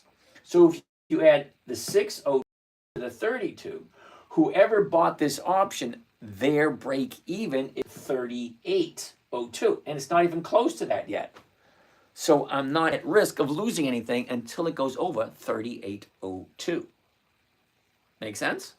Because right now it's at 37.75. I'm not at risk until it gets to 38.02. Well, we're into Wednesday. So we have Thursday and Friday. This option expires on the 28th, which is this Friday. So this Friday, I have to do something. Okay? Now, the market maker will take it at 32 if there's any value to it. So I'm going to push it forward to next week, and hopefully it's at the point where I can close that gap and still have a profit. I have no intention in selling it because it's bringing me in more than 1% every single week. So if I have a stock that gives me 1% every single week, why would I get rid of it? It just makes no sense. Right, anyway, let's take some more questions. Sean Grady, you're in reverse. Yeah, I understand that, Sean. Okay, we're on YouTube. Okay, this iPhone camera does not give me the opportunity to reverse the screen, to mirror the screen. So unfortunately, it is what it is. Out of all the cameras I have, only one has software that allows me to mirror the image, and that's on TikTok. Okay? Okay, so bearded dad dude, hope that answered your question. Okay, you just go and you sell whatever you have. See, if I have, I don't even know how many shares. 3,200 shares. I got 3,200 shares, so come up here.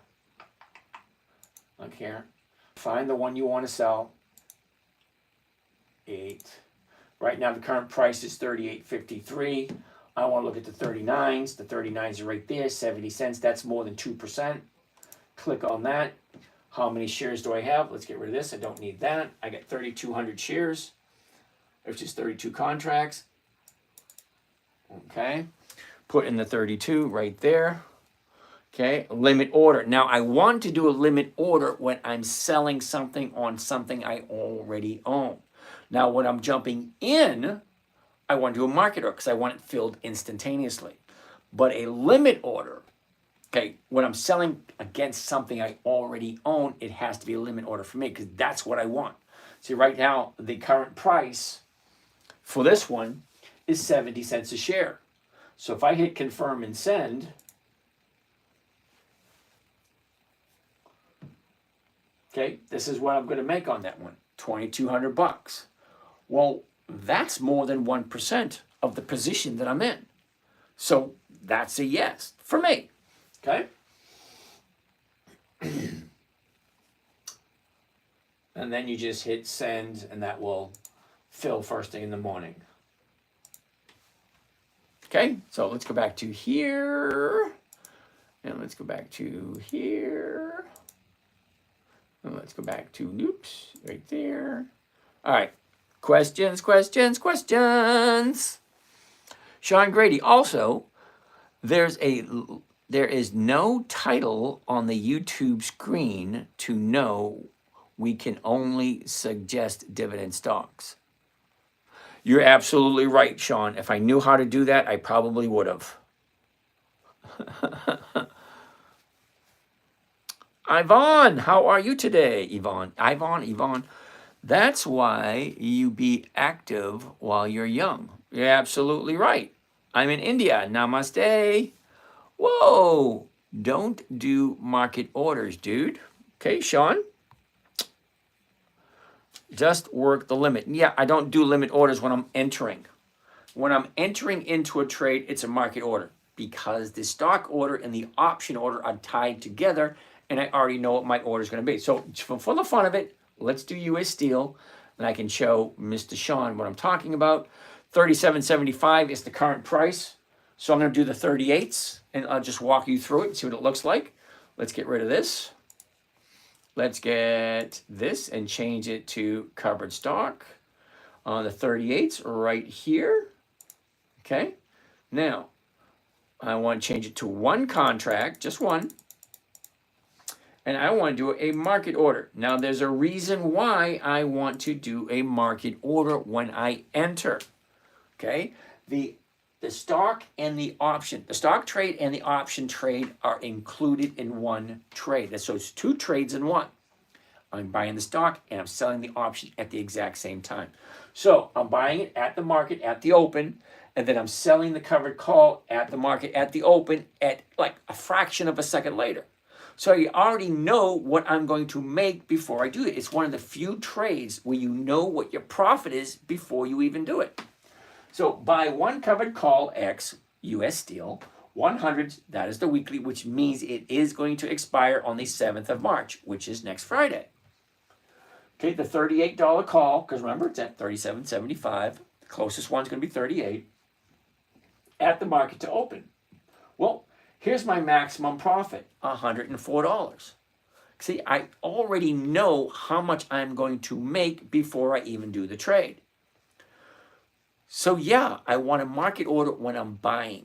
When I'm selling a covered call against a position I already own, then I will do a limit order. Okay, so 104 is the current profit on this trade right here.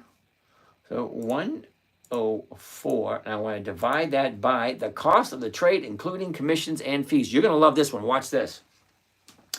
36.96 divided by 36.96 and 66 cents gives me a grand total of 2.81%. Well, 2.81%, that's over 120% per year. Let's multiply that by 52. 140% per year. Well, that's nice if you can get 2.8% every week. But that's not what I wanted to show you. Now, I have a margin account, which means I have a certain amount of my money, and then I borrow some money from my broker. Now, you guys really shouldn't do this until you understand the risks involved. But risk reward. Well, number one, it's the safest trading strategy there is, covered call. The safest one is just buying the stock, but there's no profitability there because you have to sell something in order to get a profit. So the covered call, I'm buying it at 37.75. I'm selling somebody the rights at 38, and that's what I'm collecting. All cash would be this number right here. We already saw it, 2 point something, whatever it was. But here, look at this. Buying power effect, 1,789. What does that mean? That means I have a margin account. Wait till you see what the numbers look like on a margin account. Now, the profit's still the same. It doesn't change because the order didn't change. The only thing that changes is the fact of whether I have a cash account or a margin account. And let me repeat it again. Do not do a margin account until you understand the risks involved. Okay, because you have to borrow that money and you have to pay to borrow that money. So never borrow any money until you know exactly what you're doing. Okay, so 104 is the profit. You can't argue with that. That's the number it is. Okay, now to find out the rate of return, how much is the investment? Well, here on margin, it's 1,789. 1,789 and 65 cents. That gives me a rate of return 5.8%. Now that's for 1 week. Now I don't know about you, but I like the idea of a 5% trade for 1 week. So yeah, if I have the ability, I would buy some more US Steel when the time is right. So let's go back and see exactly where US Steel is.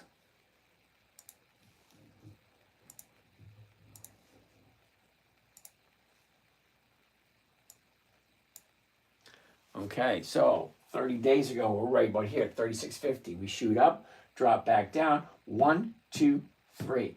Now today, what would have been the third day?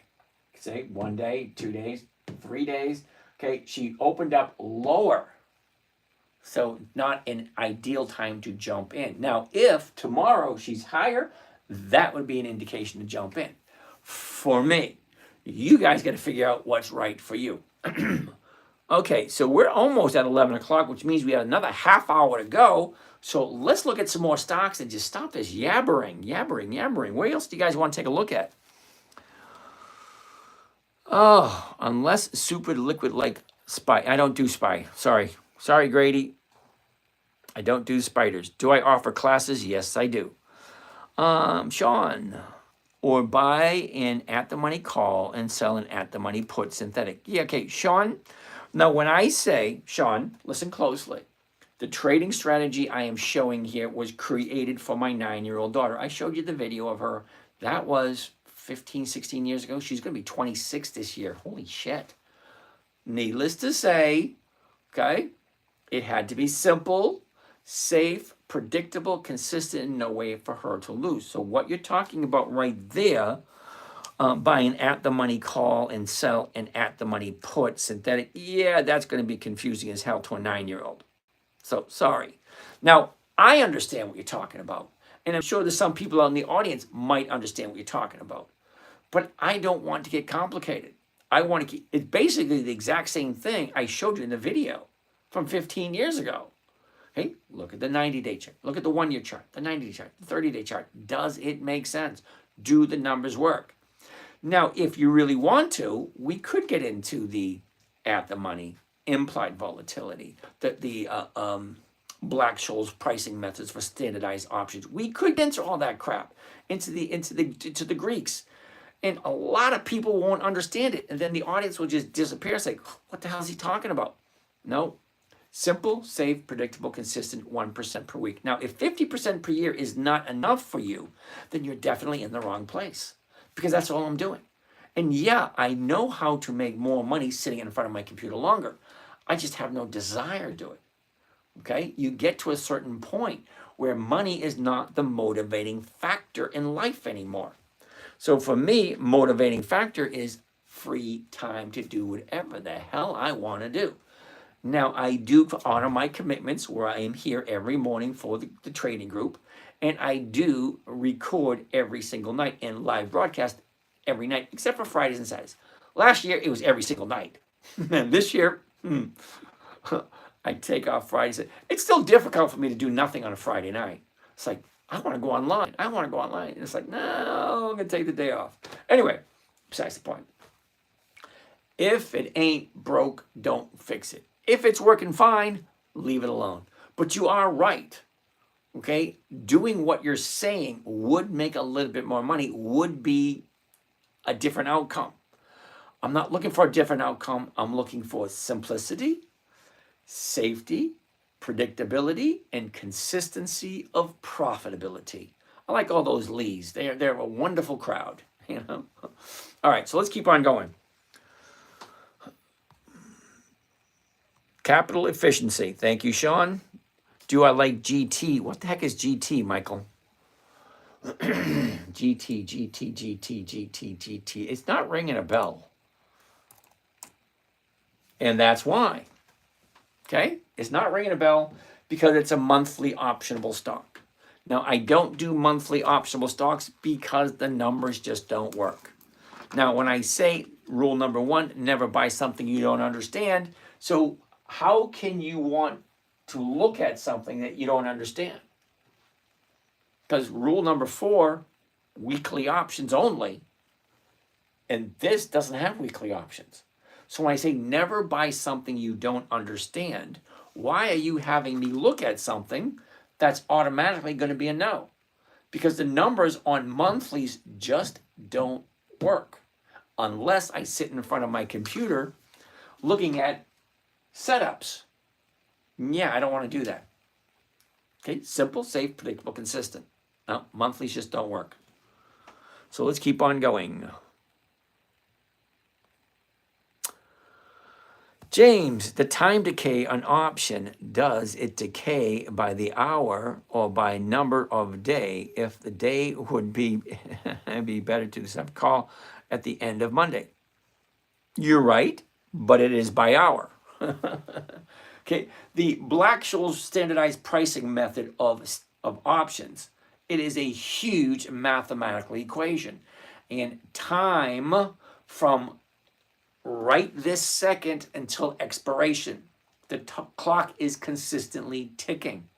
So every tick tock, yet the value of that option goes down only in time value.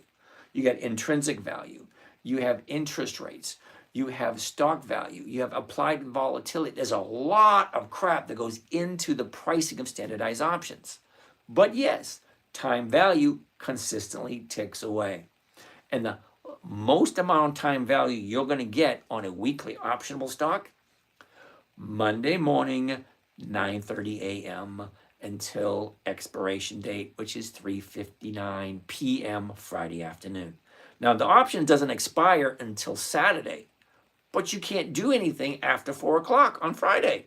So it's really irrelevant. So let's keep on keeping on. Great explanation of covered call. Thank you, James. Sam, Archer Daniel Midland, can you please take a look at this? We looked at Archer Daniel Midland for the past couple of days. ADM.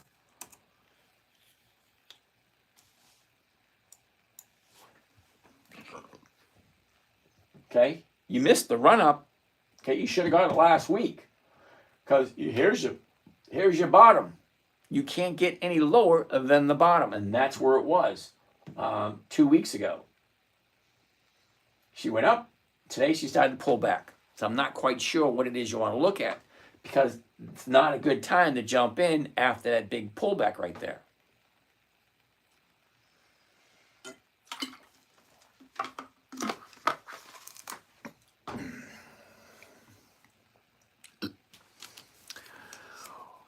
What's up, James? Listening to you while at the gym. Sweet Jones, cool beans.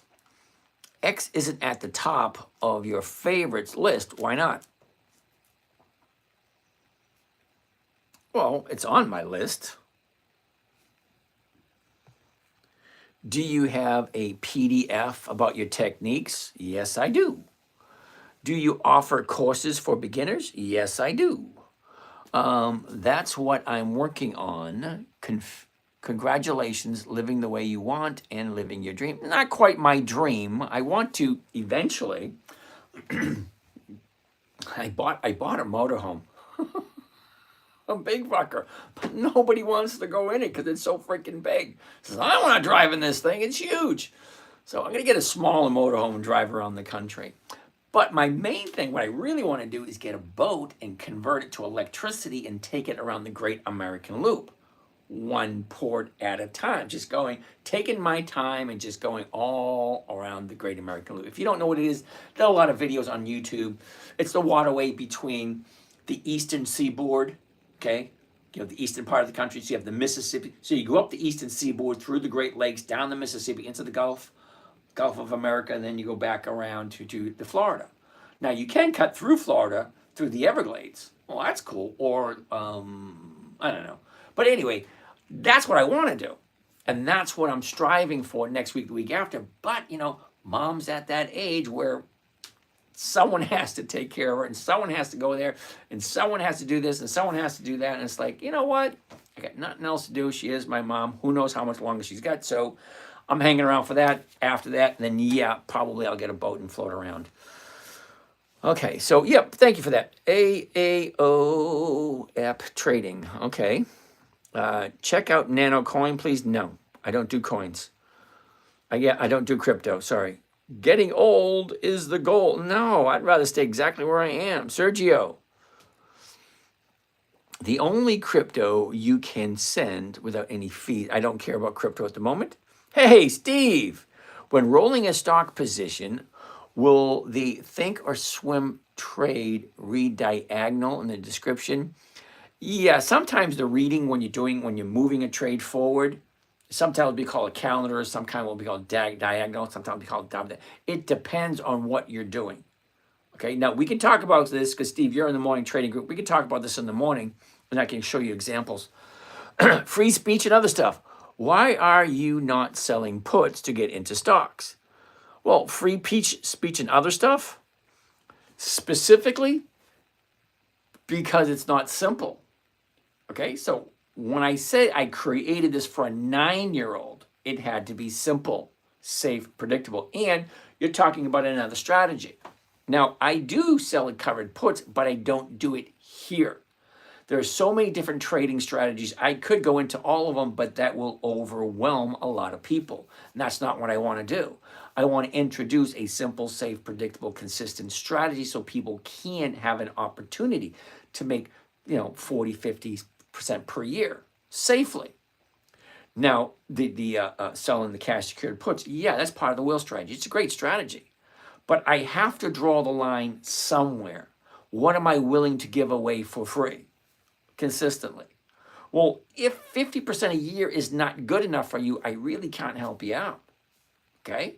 There are other strategies I do, but I'm not going to give them away for free. So, it is what it is. Advanced Auto Parts is going out of business in Los Angeles. Okay. Advanced Auto Parts closing 700 stores nationwide, not going out of business. Okay. Contradictory information right there. Here again. Wow, Blur, what's happening? Question is, better to buy low or high? Alrighty then. Can we look at WMB? What the heck is WMB? WMB. Williams. Never heard of it. So why is I never heard of it? WMB.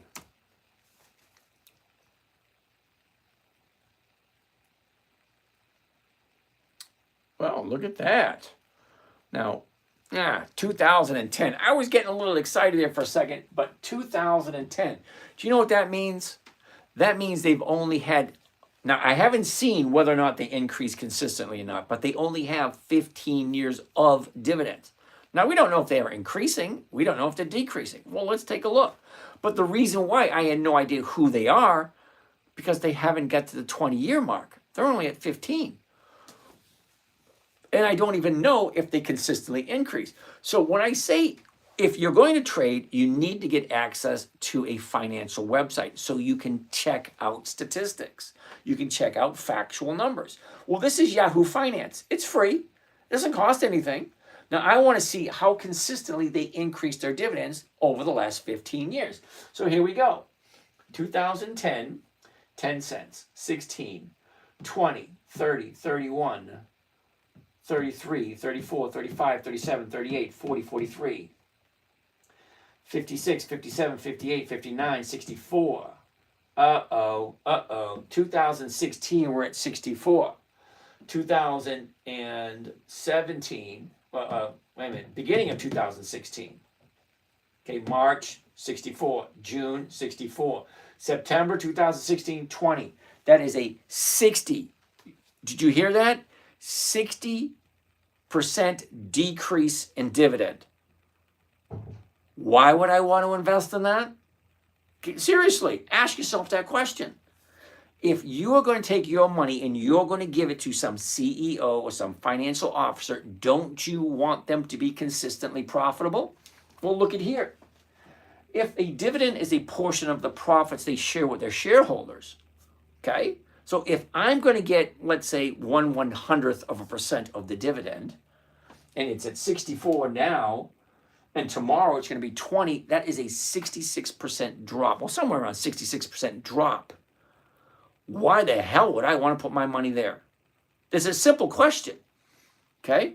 It's not on the list of the companies I like. Now, what are those? Dividend Kings. 54 companies have increased their profitability for more than 5 decades. That's 50 years. Dividend Aristocrats. Consistently profitable for 25 years or more. And then you have the Dividend Champions. 150 companies consistently profitable for 25 years or more. And then you have the Dividend Contenders, which increase consistently year after year after year after year. None of this crap, 64 to 20. No, no, no, no. You have to increase your profitability every single year in order to make the list. That's why I've never heard of this company, because they've decreased their dividends back in 2016. So, no, I don't want to put my money into a company that's not consistently profitable for at least 2 decades. There's about 300 of them. Why would I choose this one? No, sorry. So let's keep on going. What do we got? 11:15. So we're going to go to the questions, and let's go see what we have for questions here. Can you show, okay, we already did that one. Any additional criteria when you already own the stock? No. Okay, just remember a few things. Number one, never buy something you don't understand. If you don't understand every aspect of the stock of the company, you shouldn't be buying it. You shouldn't be putting your hard-earned money into something you don't understand. It just doesn't make sense. It boggles my mind. Like this one here. If I knew that this dropped their dividend in 2016 by 60%, I wouldn't be buying it. Okay, so I don't know why we're looking at it, because the criteria is pretty easy.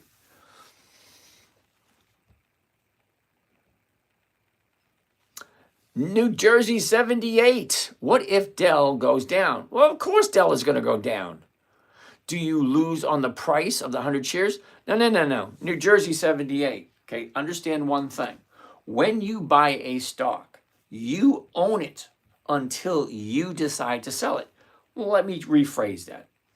If you buy a stock all cash, it is yours. If you buy it on margin, it is only 50% yours. Because if it goes down, you lose your money before the broker loses his. So if you buy it all cash, it means it's all your money, no margin.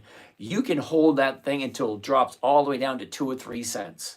As long as you never sell for less than what you paid for it, there's no possible way you can lose.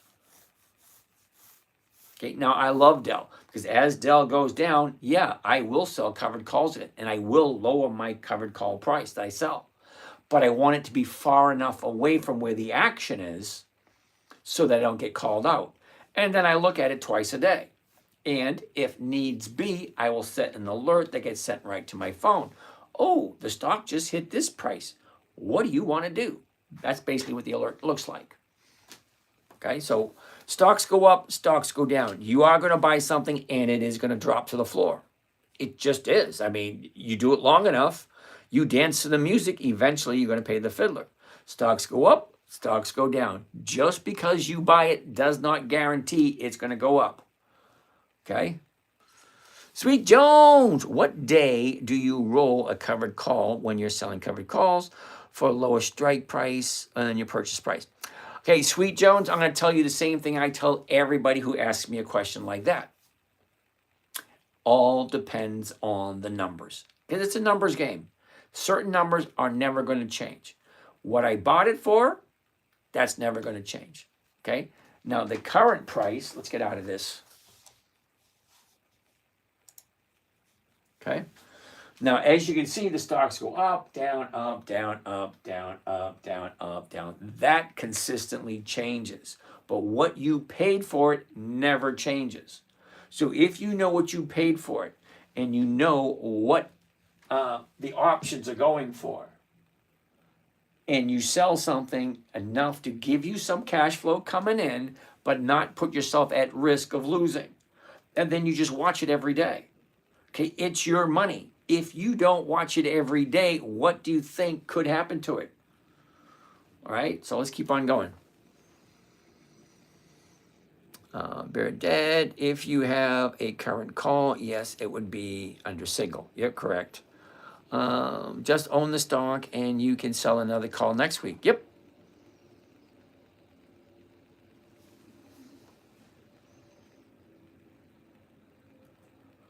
Okay, keep going. What about losses? Saltini, how are you today? Well, I have no losses this year, but when I have one, I'll let you know. But until then, I try to avoid all losses. Now, you got to remember, when you buy something, it is yours to do with as you please. If you decide to sell it for less than what you paid for it, that's on you. I have no intention whatsoever to sell anything for less than I paid for it. That's my intention. Okay, so I'm going to see this year how long can I go with zero losses. Now we are into week number 9. Actually, we come to the end of week number 9.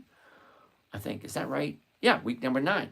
So next week is week number 10. There's 13 weeks in the quarter. Okay, we got one more month. Okay, this Friday is the end of February, which means the third month of the first quarter or the tail end of the first quarter starts next Monday. Well, I have zero losses so far this year. Jeremy, all right, Jemnich, I'm going to ignore that question if you don't mind. Just be cautious to sell calls enough out of the money so you avoid assignment. KG, you're absolutely right. I couldn't have said it any better. Saltini, it's only loss if you sell, you forgot part, if you sell less than what you paid for it. So you pick your stocks you're willing to hold. I couldn't have said it any better. A Quantum Realm, I was thinking about you. That's disturbing. I hope it's good. Oh, I don't want to know. Okay. All right, Gerald, do you think Dell will have any kind of positive turnaround by year end? Okay, so Gerald, I honestly don't know. Now, I'm a weekly trader. I buy on Mondays, I sell on Fridays. I really don't think of what's going to be happening towards the end of the year. I want to live for the moment, which is today.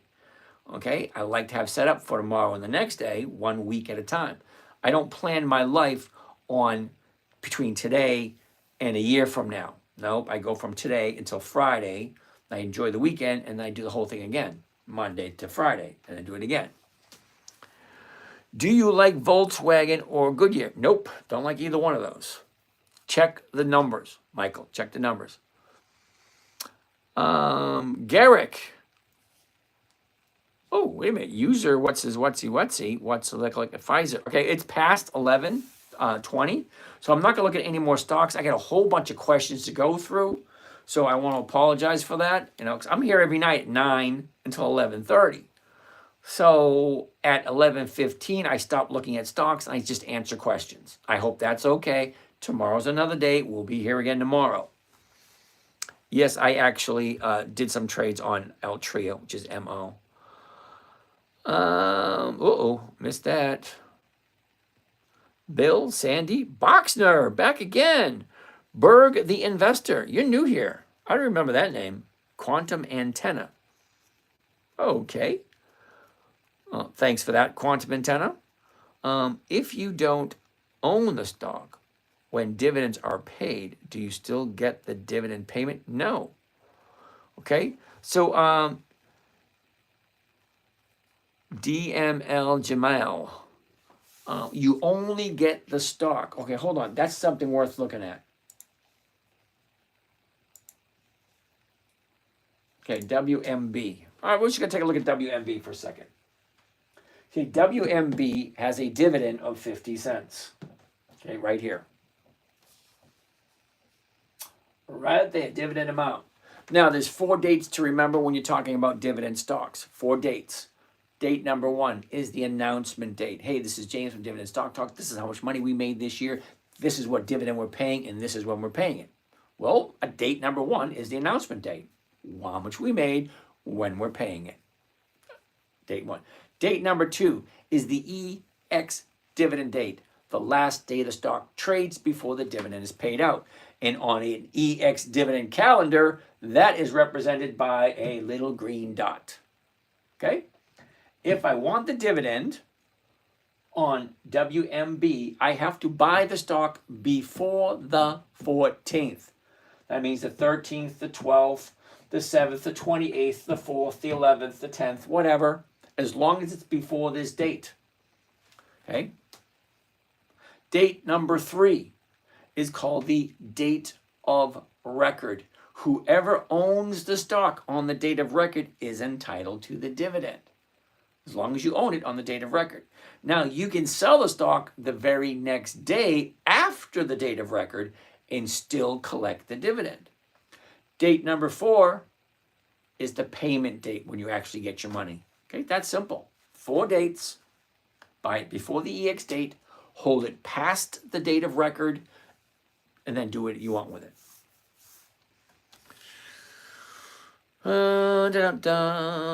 Do you have training videos, and are these it? Well, here you can ask any question you want. Marco, UPS. I love UPS. I don't have any because I sold mine. I put 2,000 into QQQQM, 1,000 into SPLG, and 8,000 into SPY. Think that was a good investment? Well, Jojo, I know absolutely nothing about you. But the only stock there, or the only ticker there I actually know of, is SPY. Now, Jojo, I'm going to show you something, and you're going to be extremely depressed about it. Okay? And maybe it's time for someone to show you and for you to get extremely depressed, because then you'll be saying, shit, I should have done more research. Let's pull up SPY. Okay? Here we go, SPY. Now, just for the fun of it, let's go back 20 years for SPY and see how wonderful they pay their dividends.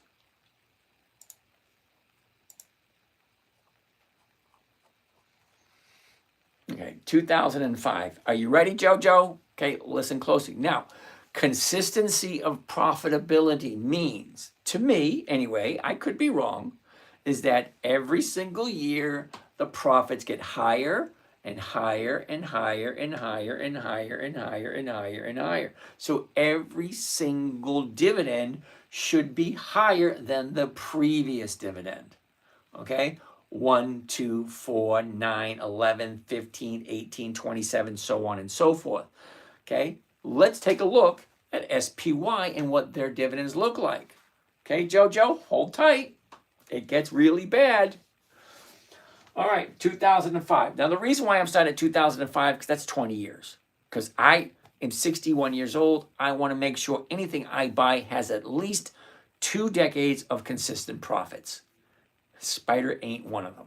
But let's check so you can see yourself. 20 years ago, 47, 49, 52, 67. Oh, look at that. 4 of them in a row. Up, up, up. Look at number 5. 67, 52. Hold on. That's backwards. Wasn't it supposed to be higher? Okay, that's 4 steps forward, 1 step back. That's not what I signed up for. But hold on. It gets worse. 56, 58, 79, 55. Backwards again. 66, 72, 78, 64. Backwards again. 67, 69, 72, 56. Backwards again. 52. Backwards again. 51. Backwards again. Do you see where I'm going with this, Jojo? Okay, 2 steps forward, 1 step back. 3 steps forward, 2 steps back. Not consistently profitable. So the question would be, at this moment in time, what the hell are you thinking? Putting your money into an entity that's not consistently profitable. But hold on. Give you the benefit of the doubt. It actually gets worse. We're going to go to the summary. I'm going to skip the rest of it because it does the same thing. I've been doing it long enough to know it does the same thing. Up, down, up, down. No consistency in the profits whatsoever.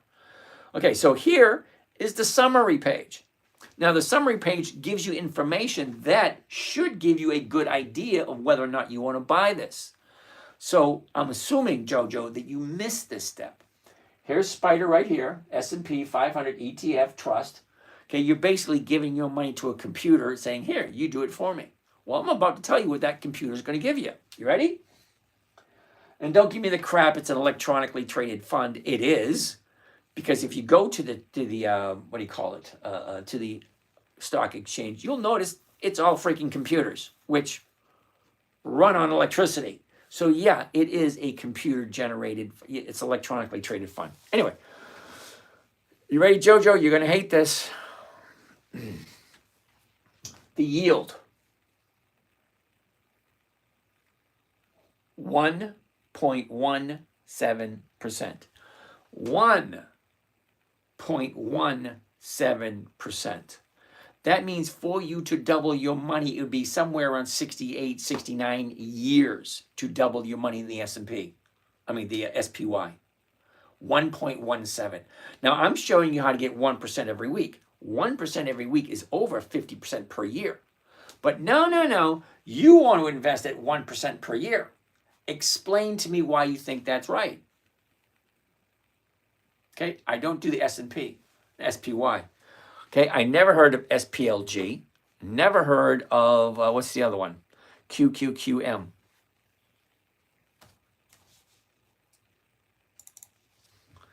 QQQM. Give it a second. $211.88 a share.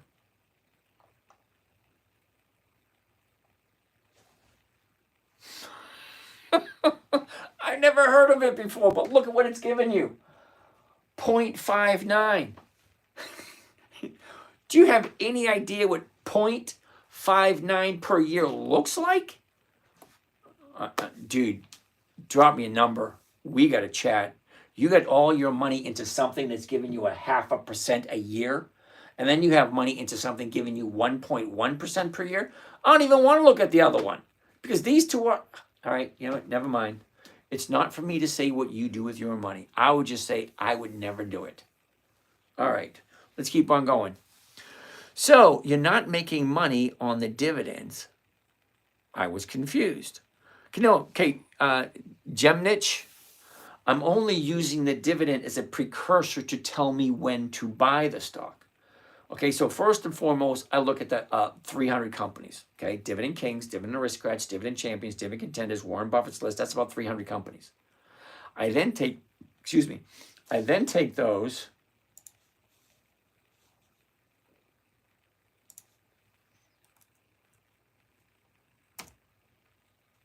I then take those and put them in a calendar because the calendar will tell me when to look at it.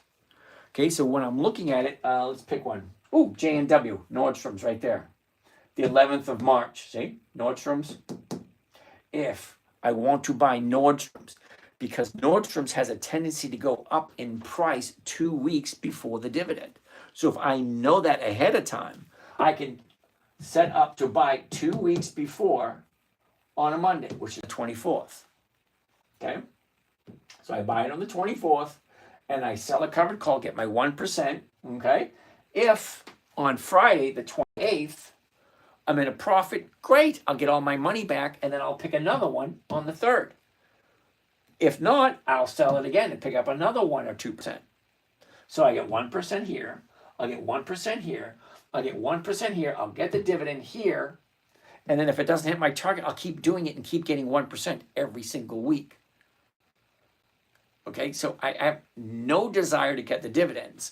Now, when I do collect dividends, okay, it's kind of like extra frosting on the cake. Okay, we're at 11:31. I'm going to blow through the rest of the questions. Let's see what we got here.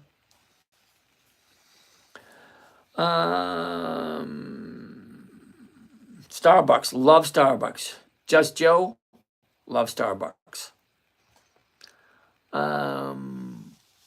Okie Goat Farmer, I visited your site. What is the difference between joining here and Patreon? Well, here you only get information that's shared here. You don't get access to the live trading that happens through the Zoom call, which you get the link in Patreon. That's the difference. Sherry, yeah. So, my kid, Sherry, my kids kept giving me a hard time. Open the envelopes, open the envelopes. I said, no, I don't want to. I want it to live in my mind and keep it. But then I saw this nice, beautiful motorcycle. I says, oh, yeah. I'm sure Sherry would love for me to have that. So that's where it went. I'll send you a picture later on. Thoughts on VGRO? Never heard of it. Oh, this is all for you, 22. Cool beans. You know what? You and I should chat. Drop me a number. Now, this is for anyone. Drop me your phone number. I will give you a call. I don't do WhatsApp. I don't do Telegram. I don't do Forex. I don't do any of that. If you get an email, you get a text, or you get anything from somebody saying it's me, if you don't hear my voice at the other end of the phone and on the video, because I do video calls with people, say, well, I don't really trust this, I'll stand in front of the camera and talk to you one-on-one. Anyway, let's keep on going. Can you teach us the calendar option? Yes, I can, Mark. Not here. How would you compare stocks to Forex? Okay, Forex you can trade any time of day. It's all reactionary. You cannot plan for movements in the Forex market. Okay, what you're talking, okay. Keep on going. Thanks. I'm going to check it out with your page with my 16-year-old. Mary June, don't be surprised if your 16-year-old gets it quicker than you do. I'm up on Ryla. Mark, the realtor, Ryla O'Reilly. Oh, I'm up on Riley too, in one or two accounts. Explain when you sold the X32 call and why you sell so deep for the risk. Okay, Secretariat. Okay, you've been here long enough, dude. Now, I seriously don't know why you don't join the morning trading group, because if you did, you would know why and when I sold US Steel at 32. Because a few weeks ago, it was down below 32. That's why I sold the 32s. And then she went up, and I couldn't get out of the 32, so I just kept rolling it forward.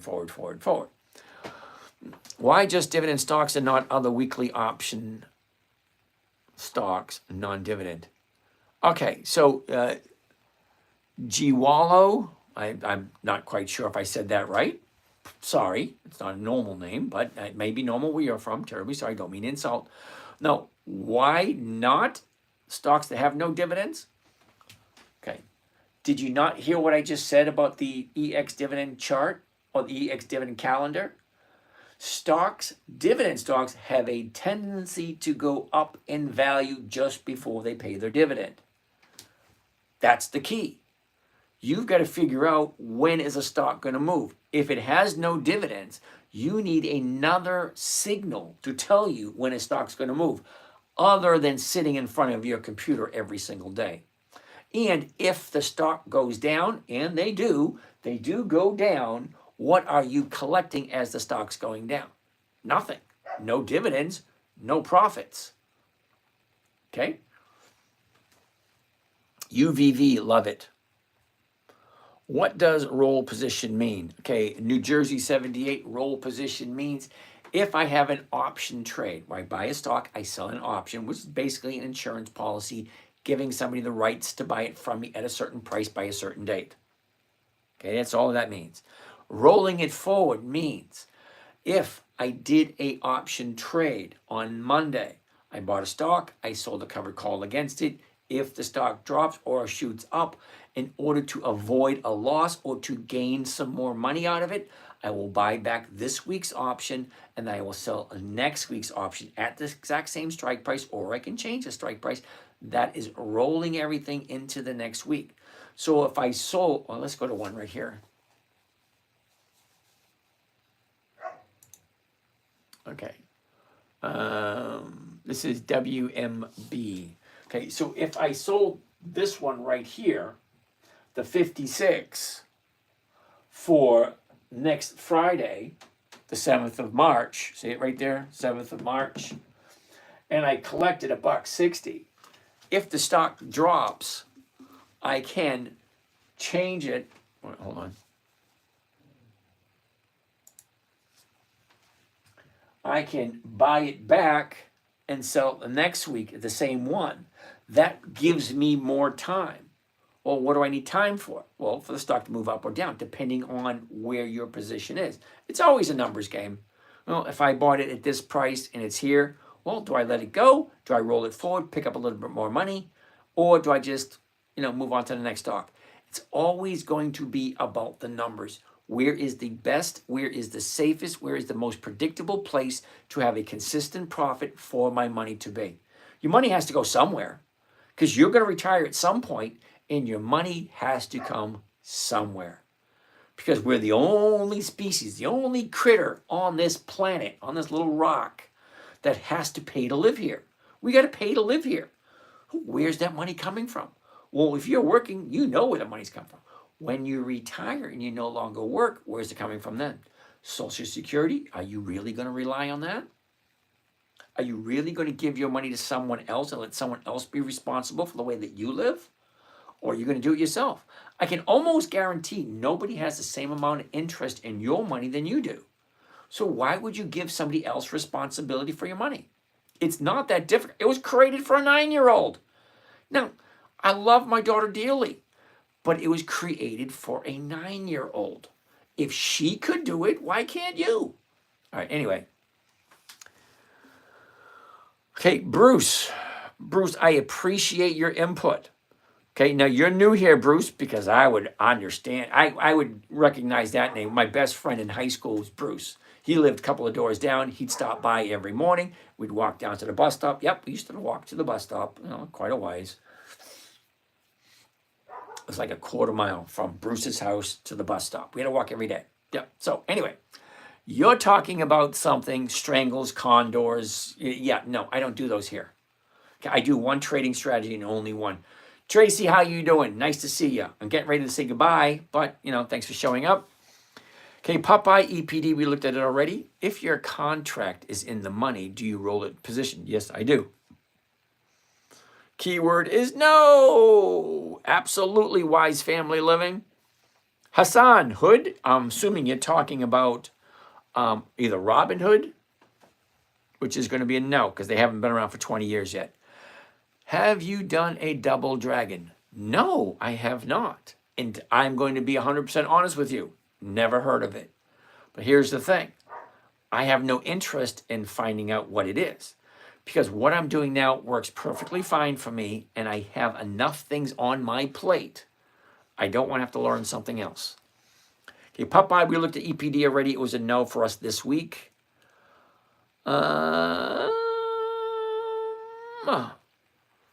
At Prenda and Live, I can't read that one. I only day trade stocks and make 0.5% to 1% of my money. Okay. Rolling head, fair enough. Stay the course, brother. Thank you very much. I appreciate you allowing me to be me and do my stuff because it works for me. Okay, if you find something, double dragon, if it works for you, great, wonderful. I don't have to learn something new. Okay, you can teach an old dog new tricks if the dog is willing to learn a new trick, which I'm not. Okay, NJ78, thank you, New Jersey. ICP, ooh, yeah, sorry, I don't like Icon. Take a look at the numbers. Chicky Bicky. Now, Chicky Bicky, you've been here before, okay? You know the rules. You really got to take a look at ICP and put it into Yahoo Finance. Okay, go to Yahoo Finance. Look at how consistent ICP is. Well, they look good now, but go back 15, 20 years, and their dividends were high. And then they started slowly dropping. Yeah, no. Austin, a little late, dude, aren't you? What platform do I use, Marshall? That is Thinkorswim and is owned by Charles Schwab. Oh, I'm at the list. I'm at the bottom of the list. Okay, we're almost done. Guitar Guy, I have traded SPY options. Well, trading SPY options is a total different story. I would not trade SPY because the numbers just don't work. Okay. Secretariat, I understand. X appears to have gotten ahead of you a few weeks ago. I've been ahead of it. Yep, it happens. I don't join the group because I still work and am very busy, dude. Still making money. Absolutely nothing wrong with that, Secretariat. You've been here for almost a year following along. Glad it's working out for you. All right. It's 11:42. I've answered every single question. So that means goodbye, good night, see you later. You guys have a great night. We'll see you again tomorrow. Okay, bye on Instagram. And now the end is near. And so I face the final curtain. My friends, I'll say it clear. I'll state my case.